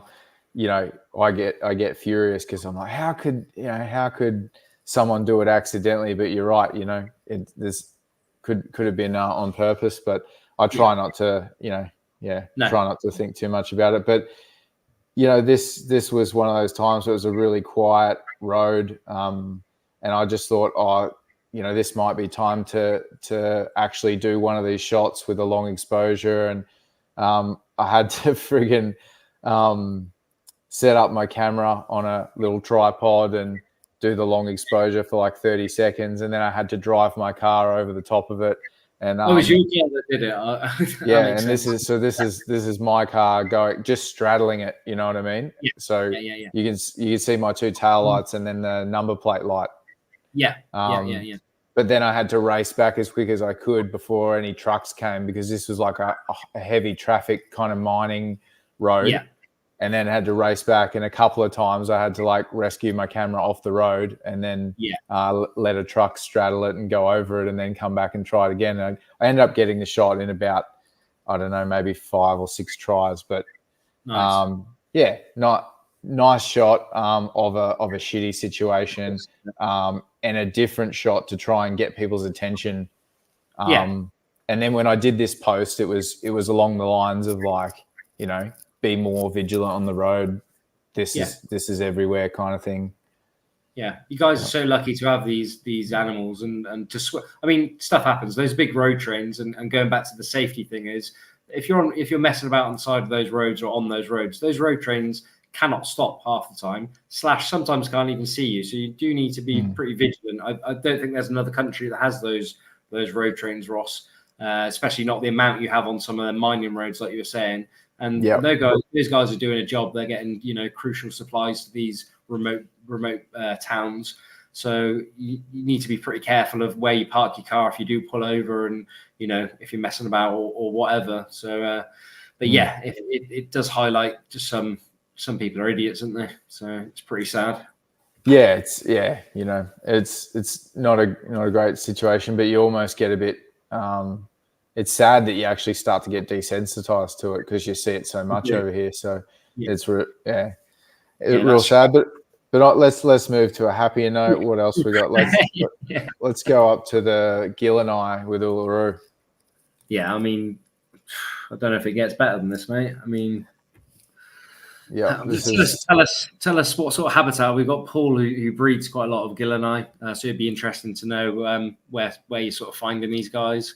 They're pretty niche specific, aren't they? Yeah, well, if you look at the tree that it's on, it's like dead mulga tree. Usually with hollows or under bark. But the real, like I think you said you wanted to talk a little bit about herping etiquette, and Yes. Yeah. this is a species that unfortunately, they really rely on the degraded sort of mulga trees, and when people go and just rip bark off them trying to find these species, like you're literally tearing apart all their suitable habitat. So when I went looking for them from where was it? That stretch Stuart Highway, is it? All the way down where you start getting Berkeley Tablelands down to probably where you were there in Uluru. I struggled to find anything that was good. I mean, I was driving, but everything that did look good, all the bark had been stripped off completely. Do you know what I mean? Yep. And there's bush eye, which is a sister species, looks pretty same, and the spot that everyone gets given for them is pretty. I refuse to look for them now because I've got good shots of them. I'll actually stop looking for them, and yeah, I mean everyone wants to see them, but you need to be.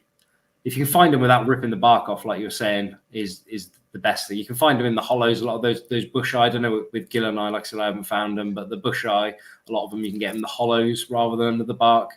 And you can, and what I try and look for too is splits in the actual main trunks and stuff. They'll just be wedged into a crevice or like a split in the wood. Yes. So, so you can find them that way, and you don't actually have to lift any bark. Or the best thing to do is have a torch. If you are trying to responsibly herp for them, then have your torch, and then you can just even if you have a little snake hook, you can like look behind a bit of bark without actually trying to pull it off the tree. But you do find that like herpers get a bad rap, and some people are that focused on just finding the animal, and they know they're not going to come back, so they just want their photo, and they will rip bark off the tree until they find one. But then people get herpers get tarred with the brush of everyone doing that, but it's also poachers and that are also just there to poach them. So they don't care. They just want to find as many as they can, smash and grab. And then, it's real sad. But anyway, this one, I actually stumbled across accidentally at a car park near Uluru. I was getting harassed by some birds, and that's what alerted me to its presence. And then, I was actually quite fortunate that I was just pulled over for lunch, and it was a bit of looks like one of the lookout spots that you get across that sort of national park. So it's pretty. I mean, everything's lined up for you there completely. That's real. I wasn't even. The cool thing is I wasn't targeting gill and eye for this trip. I'd already found them in other locations, and I wasn't even targeting it. So it was actually really cool to get one, because I did not think I was going to walk away from that trip with an Uluru gill and eye shot. Crazy. Yeah, isn't that funny how that works as well? I looked for them bush eye when I first went to Australia, first time to Pilbara. I think it took me 2 days to find them. And then the last time I went back, I wasn't even bothered. I just hopped over the fence where they were. And I think I found 3 in one little crack, like 3 tails in one crack. I didn't even pull them out. I was like, oh, they're here. I was more glad to see that they were some of the newer trees when I first got there had started dying off a bit and becoming more cracked. So it was before you sort of have to walk quite far back to get into sort of some good habitat, but these newer trees have started dying off, so it was nice. But what my point is always the way when you're not looking for them, they turn up. Which is probably a good segue for this Varanus Gloud Eye shot as well. That's a real good story. We grab that. So these are probably 2 of my personal favorite shots, and also just especially with this little Gloud Eye, like this was a sub-adult, and it was curious. So we were actually jumping off the rock into the water and just having a lunch break there, and this little Gloud Eye was actually curious and just came out. I don't know if it was basking, and then we disturbed it, and then it sort of came back out again. But I just thought it was great that this little species was more curious than it was fearful of us, and just turned into such a good shoot. And I've got a video on my YouTube of this little guy just chilling there while I do a bit of a spiel about it. And it was just such a memorable moment for me. Like I smile about it every time I look at the shot. So yeah, I mean, again, it's one of your more recent shots from what I remember, and it is perfect. You can't really get any better than that with that background. That's what everyone's sort of striving with, those wide angles. I guess it's nice when you get a monitor that cooperates with you. I found them pretty good. They're a bit funny when you're trying to photograph them. They know a bit like all the monitors. I don't know if you find it, Ross. If they know you're looking at them, they're like wary. As soon as you like not look at them, half look at them, they're pretty good. And I found the Glauteride pretty inquisitive from the ones I've found. So they do make a nice species to shoot, and they're just gorgeous. Especially those East Kimberley ones with the big bars on them, which you don't really get in the Mitchell Plateau or anything like that. They're very nice. And then one thing I love is when you get the sub-adults and they're just really vibrant and they're not the beat up old adults that have faded and don't look as nice in a shot. I mean, any Glauteride you're going to get in the wild, you're going to be stoked with. But this was actually not my first one. It was years later. Again, you get your first shot of them, and my first shot was just an in situ from like 30 meters away when I was up in the Kimberley, and I could not get close to any of them. And then, waited, I don't know, 5 years later or something, and then was able to get this shot. And I wasn't targeting him. And I've put in so many backbreaking hours, like scouring around escarpments, looking for them and, watching them just run off before you even get close to getting a photo of them. And it was real cool to get this one. That moves me on to my nemesis species, which we can bring up now if you don't mind, which is your Glebo Palmer. Oh, Glebo. Which in the same sort of vein. Oh my God. Yep. I pretty much broke my ankle finding the one. Well, we found one when we first got to the spot, and I didn't actually see it. The missus seen it, and the guy I was with. So I handed them the camera. They didn't get a shot, and we spent all day looking for one. Found one in a crevice. It come out of the crevice. I jumped off the rock and landed completely my ankle was completely sideways. I thought it was completely trashed, and I was the only one that could drive. And I still didn't get the shot of it. So these are like my big one I need to tick off, and my nemesis. But this looks like a real nice in situ shot, Ross. It is, and that's what I love about it. It's just I couldn't have done any better. Trying to get a posed photo or anything of. So I love it. Again, just going for afternoon walks with the long lens, and just saw it like 20, 30 meters away, head up over the rock. Like you start to spot that head up over the rock. You can start to pick it, even driving at 80 Ks an hour, driving past a rock, and you just see that head sticking up, and you're like, it's a lizard, What general area was this in, Ross? This is Mitchell Plateau. Oh, nice. Yeah, did you find them in Djar or anywhere down that? Do they get them down there or not? Yeah, you do get them around Mount Isa, and you do get them there. I haven't. A weird little population of them down there, aren't there? I didn't know if they went to. I don't know how far Djar is. I have to look on a map from Mount Isa, but that's interesting. Yeah, like by I don't know. I think it might be an hour or something like that down the road, but this is a proper Kimberley one. This is, and I'd actually came across. This wasn't the first one I'd come across. I came across them just by accident, or actually not by accident. Crawling through these escarpments, but then just stumbling across them. I come across two foraging, different occasions, but by the time I could get a camera out, couldn't get any shots of them. So then just went back in the afternoon, just walking through the escarpment with the long lens, and then got the goods. So good. I'd almost I mean, it's the best. You can do your wide angles and your post shots all day long, but when you get a real good in situ, I mean, it's you couldn't have done that better yourself if you had hold of it. So it's just fantastic. Need to tick them off for sure. They're probably one of my favorite of the monitor species. They're just incredible, super alert. Like I said, they just run off as soon as you get anywhere near them. From the ones I've seen and what I got told, I think they've got like a a safe distance. I think I've read in a paper of like 100 meters. If they see you within 100 meters, they sort of dart off. So a bit of a challenging one to get with. Don't believe everything you read in the papers. Like this one, this one was happy to sit there and bask. Nice. And I got within probably 10 meters of it in the end. Oh wow, nice. That's cool. And when it did disappear, it wasn't like in a hurry to. It just buggered off and slinked down under a rock, and I couldn't see it anymore. But yeah, I guess it just depends. It always depends. Hey, like depends on the situation, the monitor. Like you never know. Yeah, I mean, just looks pretty happy. But to be 10 meters away, that's incredible. For it to have its head up and be sort of not halfway across off the back of those rocks. That's the experience I had with them. Was a quick flash. You see that yellow tail, and they're gone. Yep. Like, there's no chance. So that's awesome. Yeah, and the cool thing is I was on the right side. Like you see the tail and everything drooping over this side of the rock. If I was over the other side, I would have just got the head poking up, So yes, it was cool. I was actually on the right side. It's almost like a wide angle shot with your zoom lens because you've still got all that background. You can tell the habitat and stuff. You know what I mean? Yeah. So look, if I could get in situs like that all the time, and you just do that. You just do that, wouldn't you?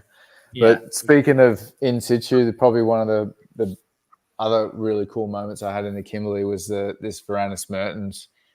Yeah, definitely. Let's go to number one. Yeah. And we just jumped out of our canoe. We were canoeing the Ord River, which is near Kununurra, and we went up to this waterfall and hiked up there and had a look at the waterfall. And then on the way back, this little ledge was sitting here basking, and then I was like, quick, getting the camera out, because I had everything packed away like in the bag because we just hiked up to a waterfall. So I'm like, quickly getting the camera out, managed to just get a couple shots of it in situ, just basking. And then it's jumped into the water, which is shot two. Yeah. And then that shot two, yeah. Yeah, that's shot two. And then I've just quickly, grabbed a shot of it in the water, like hoping the reflection wasn't going to just cancel out the monitor. But lucky it was in shallow water, and actually got a shot of it swimming, which is real cool. But then it went into deeper water, and I was like, oh, it's just wants to get away from me. I had no idea what it was doing. And if you go to the next shot, it's just popped up out of the water with this freshwater crayfish in its mouth. And then there was actually a whole series of these, but I couldn't really go through every one of them. But this is it back. It's climbed up out of the water, and it's come back over to near where I was photographing, and started to just kill this crayfish on the big old crayfish. It looks of it. Yeah, and it's just flogging it against the rock, subduing it. And then I didn't know how it was actually going to get it down, but it started at the tail, and it used, if you go to the last shot, it used this tree root in front of it to push it down its own throat. So I was like on cloud nine after this. This is like one of the best things you can hope to see as a herp photographer. So I just couldn't believe to get it in series of everything and it not be bothered about or run away or regurgitate. It's just incredible. Yeah, it was amazing. And I actually shot all this with a 90mm macro lens. Oh yeah. Yeah, that's all I had at hand. I didn't have a long lens with me. I just grabbed the macro in case I saw something, because you can use a macro lens to get an in situ from, within a certain range. So I just thought I'd grab that for the hike up to the waterfall. And then luckily I did, because this all happened, and I would have been absolutely livid if I had have seen this without my camera or anything. So that's usually what happens to me if I see anything. The one time you leave your camera in the car or something, of course something happens. So it's nice to get these little wins for sure. Right. That's amazing. What else have we got in here, Ross? Where should we go to next, mate? I think we could probably go to I'll leave you let's go to We'll leave the let's Trinity just- to the end, like we said, and then we'll do. Oh, you got Tristus down here. That's pretty cool. A lot of people keep them. Should we go for that one? Yeah, this is just one of my probably better shots of, Yeah. you know, and you know, we were talking about habitat and how I find them. And you look around there, there's not much around, right? So I'm literally driving along the road and looking out the window, and I just see this one tree that had all these. You see all the hollows, it's hollow openings. Yeah. They were literally from top to bottom. Nice. And I was like, something is living in that tree. There has to be something living in that tree. So I went over and found this guy, and you know, managed to just sort of like get a little blade of grass and just sort of give him a bit of a tickle until he came out. And yeah, it's just one of my nicer shots, and it's just a Tristus, like they're really common, but just a good example of when you're driving along. If there's one tree and there's nothing else around, like you can guarantee something's almost going to live in it. So yeah, that's a good bit. Found Tristus like this, and I found Gilleni like this. Same thing in a Tanami. Yeah, sometimes you can get these areas. I got told this, and I found it now, where it's like too much perfect habitat. And if you can find these sort of areas, like I found Breachy, I think they've been reclassified now into Lanicus, or whatever they are, up in Darwin, and like go through all this amazing stuff and all these amazing rocks and everything. You can be there all day, but if you can find like one patch that's got like a few good rocks, it can sometimes, you know, you find one there. It's a lot easier for sure. So that's something to look out for. It's a little tip for anyone. Yep, that's it. So little hot tips for you know. Yeah, well, that's a great shot. I said it just transports me to like what I remember about Australia with your red sand, your red dirt, and you know, the mulga trees and stuff. It just again sort of portrays a story, doesn't it? It's really nice. You can be transported back there. Yep, exactly, man. I love that. That's probably my favorite habitat is like just arid red sand. Did you say what general area this was, Ross? This is out near Warburton on the Great Central Highway on the way to Uluru. Yeah. From WA, this is on the WA side. Yeah. I haven't managed to get over that. That's getting pretty remote out that way. That's sort of where you get your. Is that where you get the that new Taipan? Well, it's not that new now. Yeah, Western Desert Taipan temporalis. You get them. Yeah, you get them along that road. Now you get them in the NT. So. Really? On the NT side. Okay. You get them on the NT side. So they've been. I think. Don't quote me, but there's been at least 3 or so found in the NT now. So I think Shane Black was the first one to come across a roadkill one, and and then that got the range extension, and then people started looking there, and then they've been have you managed to or not? Not an NT one. I've got one in WA. Yeah. Oh, perfect. That's pretty cool. Right, where do you want to go to now, Ross? Then got the Spencer eye. Thought I'd give everyone a little treat and show a series of photos of the Spencer eye that I haven't actually published yet. So amazing. We'll start with and they're cool. Like they're Do you want to just explain the habitat? Because I think people who don't know about it or anything, that's some pretty unique habitat that these guys have found in, and sort of how it's pretty hard to find them certain parts of the year from what I know, and they're pretty abundant the other times of the year. Do you want to explain that, mate? Yeah, so this is central Queensland, I guess, central Western Queensland, and then this habitat also extends through Northern Territory. It's just black soil with Mitchell grass, so they call it like Mitchell grass downs in Queensland, and these monitors eke out this existence out there. Live underground in burrows, and they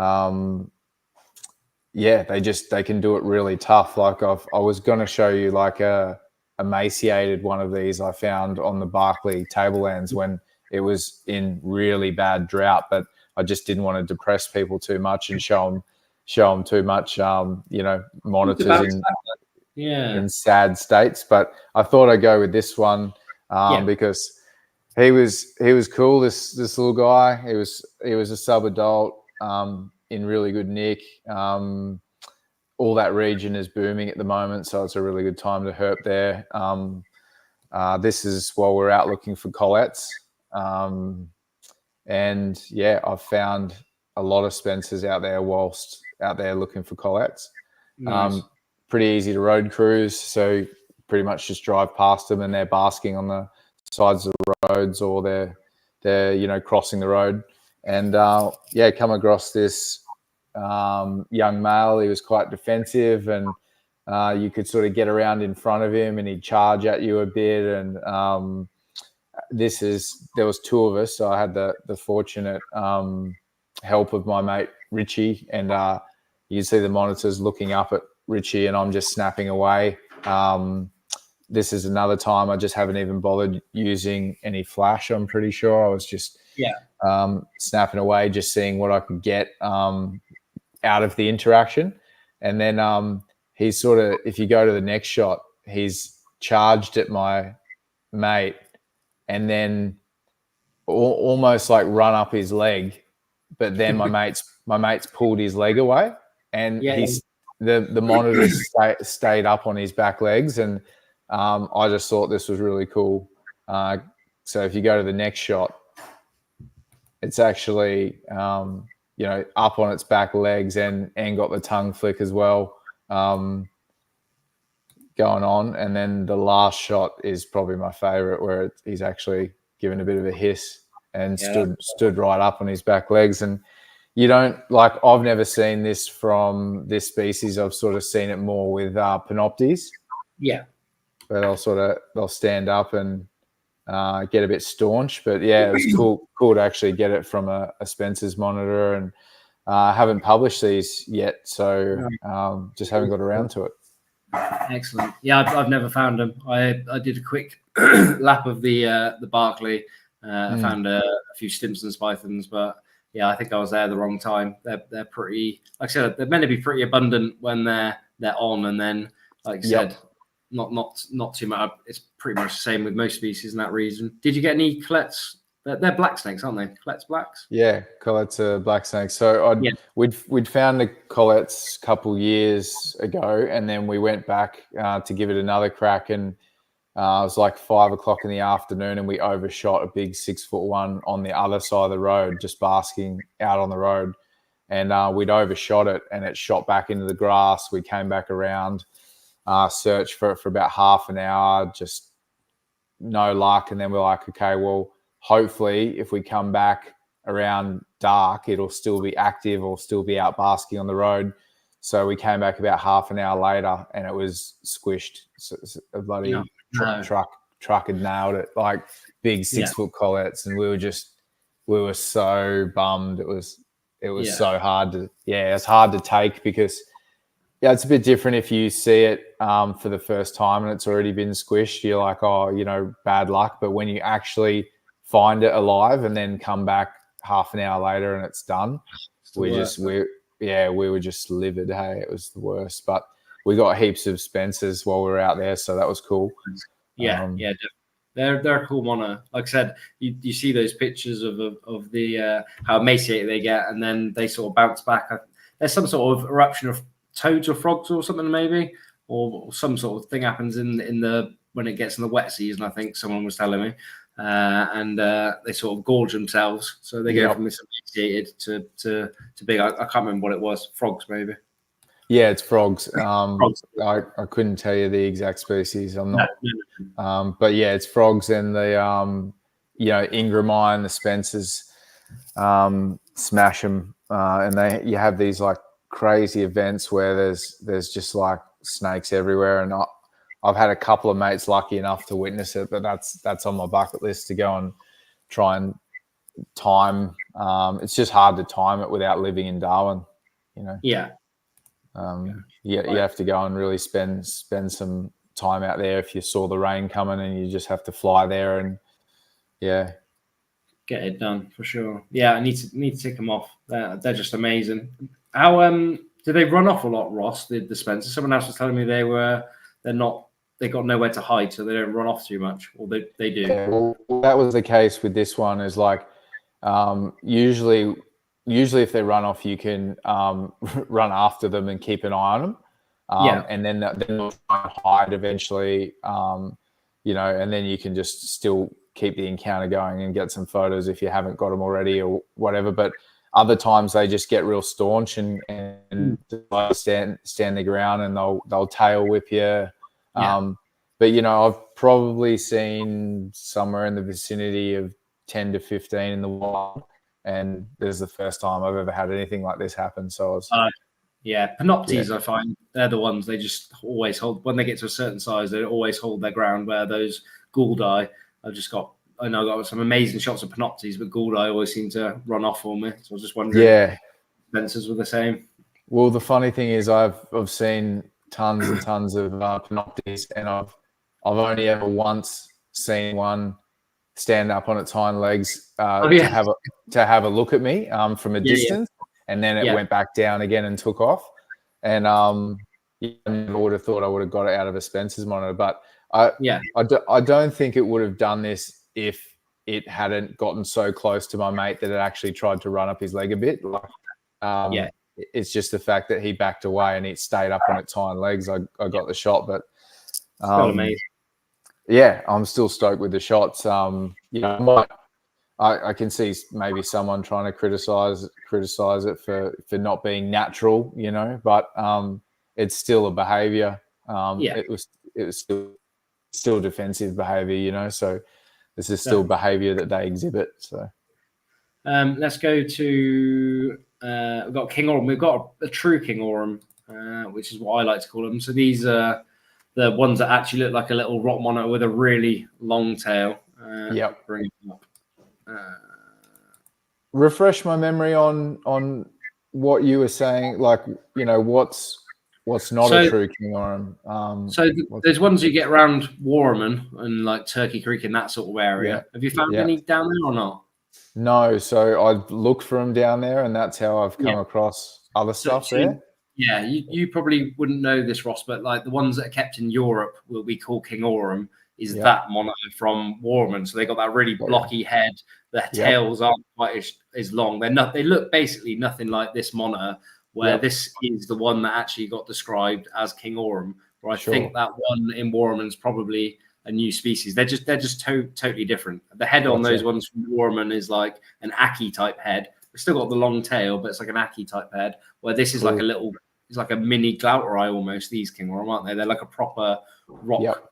A rock monitor. So I always like to push the ones that we've got in captivity in Europe and America are not these ones, because I posted these as King Orm before, and people are like, no, that's not what I've got in my tank at home. It's like, no, that's because you've got this other species. It's probably actually a new species.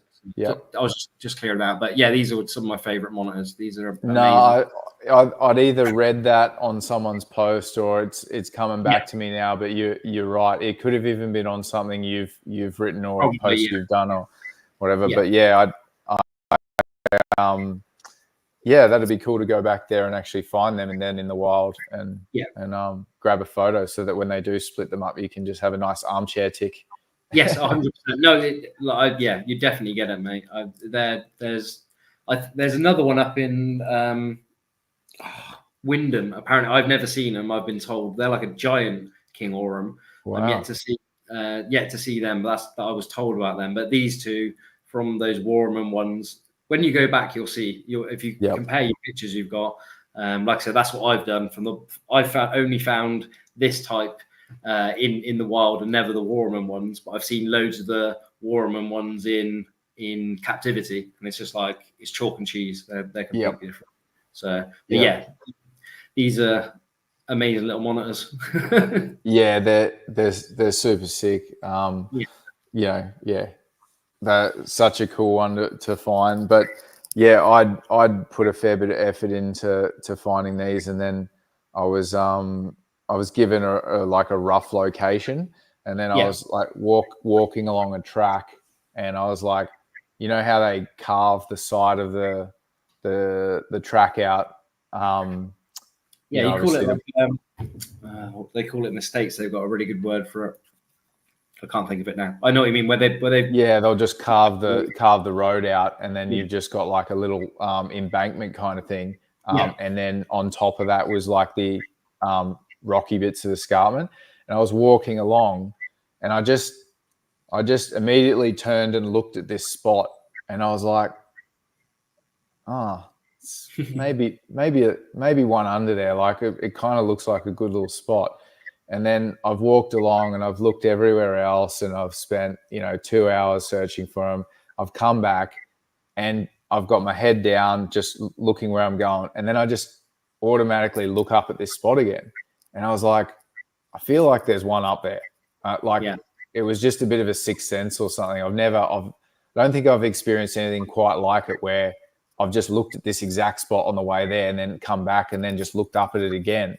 I was like, bugger, I'm going to climb up there and have a look. And sure enough, climb up there, lift a little bit of slab rock, and there's one under there. And I was just it was one of the weirdest, coolest things that has ever happened to me herping, where it's just like, it was almost like something was guiding me there to find it. And it sounds a bit weird, but it's just cool. No, it happens every now and then. Like I said, in those Pilbarrakis, the last one I walked up to the first rock and one was in there. So if sometimes you feel there's one in that rock, sometimes 9 times out of 10 you go, there's going to be someone in there and it'll be a bloody huntsman or something like centipede.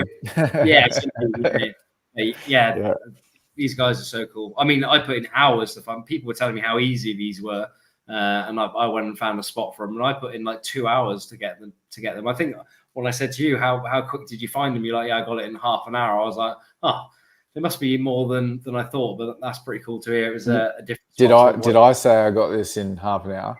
Yeah, I think it was you. I could have been wrong. It might have been. Nah. Max or something. Yeah, okay. It wasn't me. It was probably Max, and probably a better herper than me. I put in like 2 hours for him. I was like, who's the one that Max hangs around with? Lockie. It was Lockie. Yeah, Lockie's like, I got one in a half an hour, mate. They're there. They're easy. I was like, sweet. Yep. And 2 hours later, it wasn't you. yeah. It's always the way. As soon as someone says they're easy, you find it hard for whatever reason, and then you start doubting yourself, and you're like, am I just shit? Yeah. Definitely. Yeah, cordial in the arts for me. That's the one I've got now. Oh, Cordos, yeah.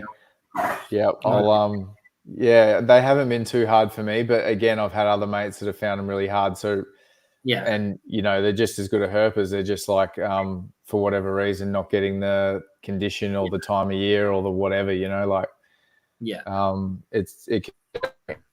know why.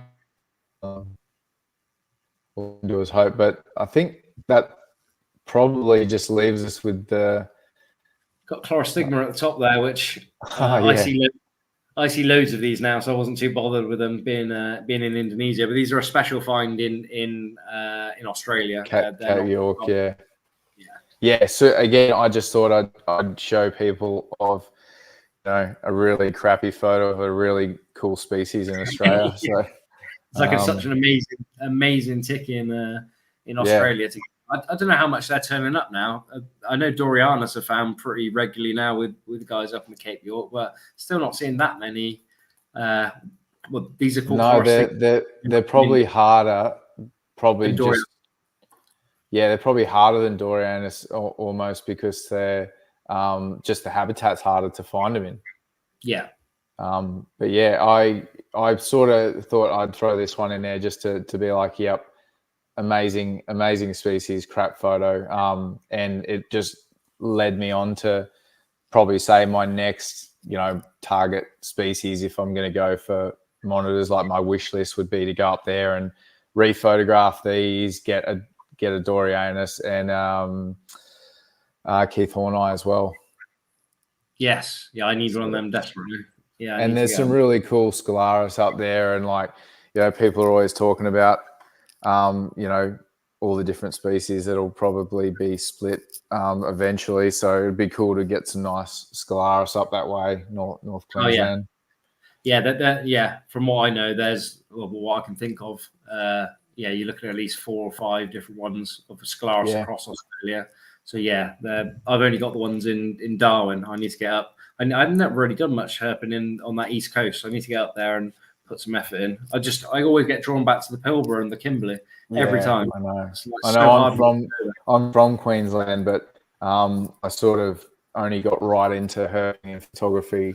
I don't know, maybe like 5 years before I left. So it's actually quite frustrating now. All the amazing species that are over there now that I have to go and find and photograph. But like rusty monitors and you know, so I think a Queensland and North Queensland trip will be like my sort of next big herp trip that I plan at some point. It's just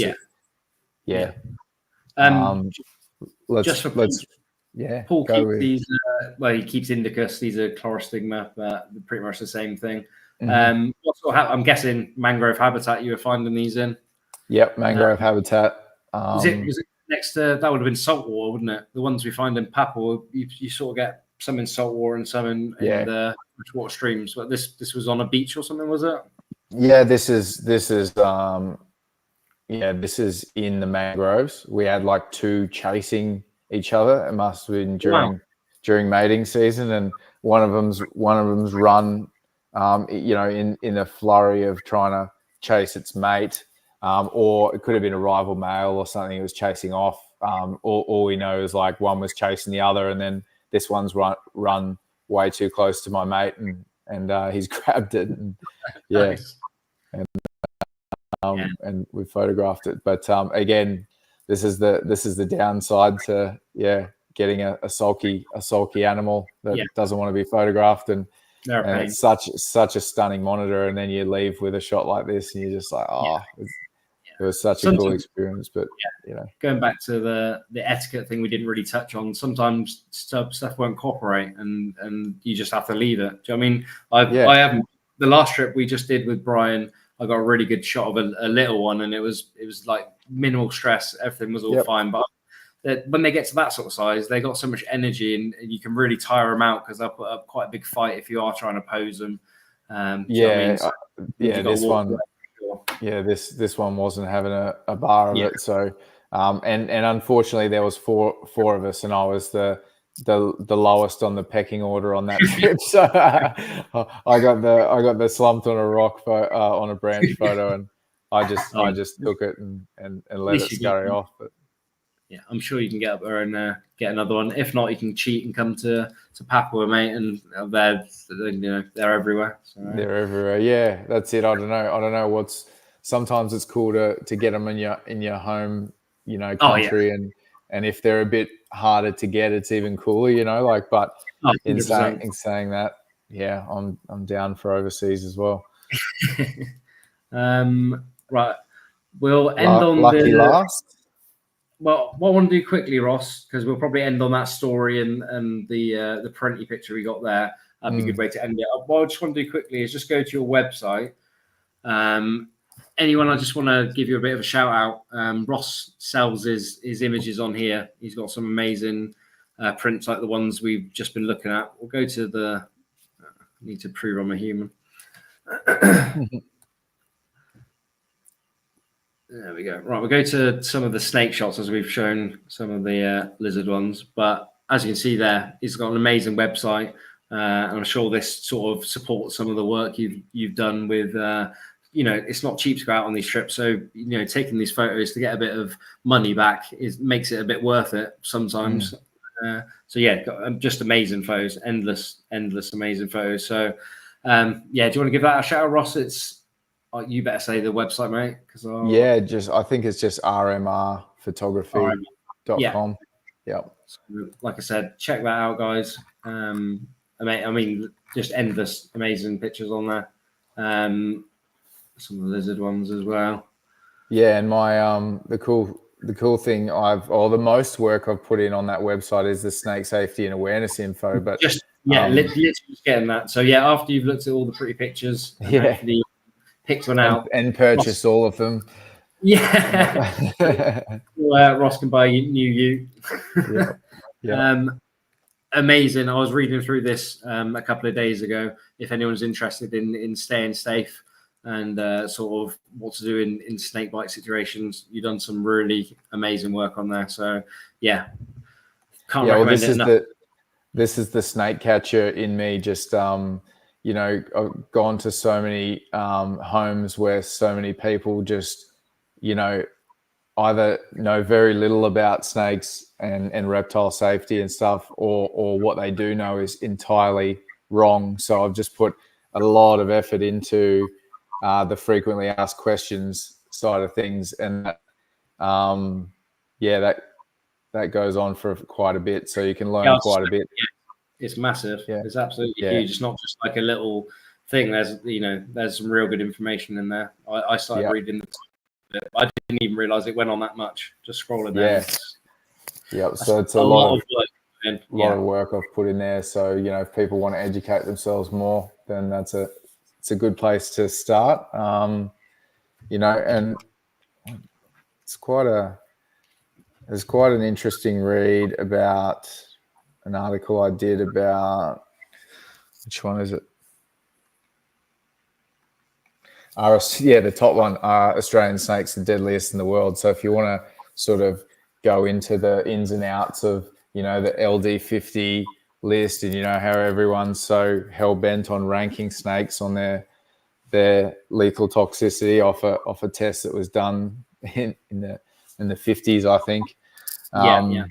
You know, like, it's good. It's a real good read. And the other one, if you're not into reading, watch the short film I've put on there. There's heaps of cool footage in there, and lots of good learning points for people. Excellent. Well, Ross, I think we've taken up enough of your time. You're a busy man. Let's just end with that Parenti one. Like I said, we'll have to get you on again when you get out there again. I'm sure we could talk for another 2 hours. Let me get back to this one, which is pretty special. Oh, we lost Ross. Well, I did want to show this. Hopefully Ross comes back on.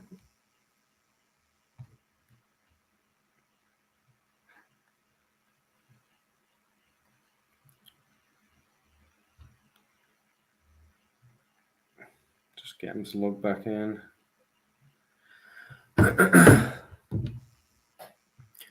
So we'll get Ross to explain about this Parenti shot once he logs back in.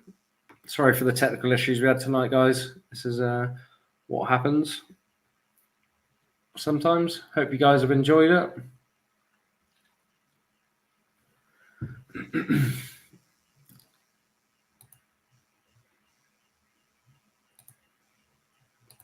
Sorry, Ross. I think I might have actually kicked you out there when I brought that picture up. But yeah, there we go. Let's end with this one. Yep. The biggest lizard we've got in Australia. So fantastic. I mean, it doesn't really get much better than this. It's not really a lizard you can hurt for, is it, Ross? They just turn up. They just turn up, and then you do your best to photograph them. Like, I'm lucky that this was just like, you know, a real big boy, and he was quite happy to let me take photos of him. He was actually eating a smaller roadkill Parenti on the side of the road. Yeah, and we were coming back from a surf break, and we pulled up to watch this, like, you know, massive Parenti, and then I got out, you know, being all Steve Irwin, trying to get close to it, and it's bolted probably 100 meters up to these coastal cliffs, and I'm assuming this is where it has like a limestone cave that it, you know, obviously lives in, so it's sort of bolted back to its safe place. But then once it got up there, it was just like, oh, I'm massive. I'm not gonna, you know, you're not going to chase me anywhere further. And it's just plonked itself down on a warm rock.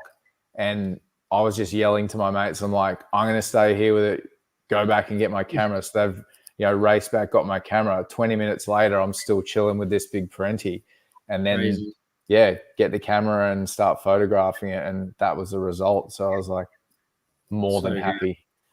Yeah, when they, I haven't found that many of them, but the big ones are pretty cool. If they don't just bolt, they seem to like stand their ground, and you can get pretty close to them. I found. Yeah, I haven't got any shots. I think the first big one I found. I've got a really terrible shots of it in some spin effects that I thought were pretty cool at the time. I think just seeing one, it just blows your mind. I don't know if you still find the same thing with them, Ross. I don't know how many you found. I love them. Yeah, such a special monitor. Yeah, it is. And you know, I've usually seen them in, you know, arid interior parts of Australia. So to get it along the coast, this was up near Nalu, like it's more of a surf sort of location. Bit sort of, you know, it's out of the way to get to. So yeah. Like Coral Basin area, is that Ross? Yeah, so Carnarvon area. So yeah, and it was just cool to find it like in this habitat. There's actually one other really cool shot of a parenti actually in the beach, like in the waves. I don't know if you've ever seen that kicking around. Someone just snapped that, I think, on a phone, and it was just parenti like in the waves. I'm like, that's the money shot. But this was pretty good. Still good, mate. Right, like I said, I've taken up loads of your time. Anything you wanted to put out there, shout outs or anything like that? No, all good, mate. Just thanks for the opportunity. It was great speaking to you after all these years of messaging back and forth. Back and forth. Yeah, definitely. Yeah. And good luck. Go on, sorry, mate. Yeah, so hopefully you get a few more followers and watchers out of this episode.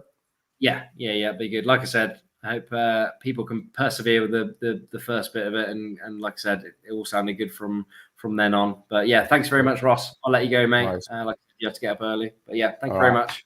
Take care, Legend. See you, mate. Bye. Excellent. Like I said, guys, I hope you enjoyed the episode. I hope you can stick with the technical difficulties we had through it. I thought it was pretty amazing to get some of those photos up. That's pretty much it for tonight. Like I said, I'm on Mike's Monitors and Jin's podcast on this network next week, and then I've got a bit of traveling to do, so this won't be back. The Varanus podcast won't be back until sort of the end of November. But yeah, thank you everyone for tuning in, and I'll see you soon.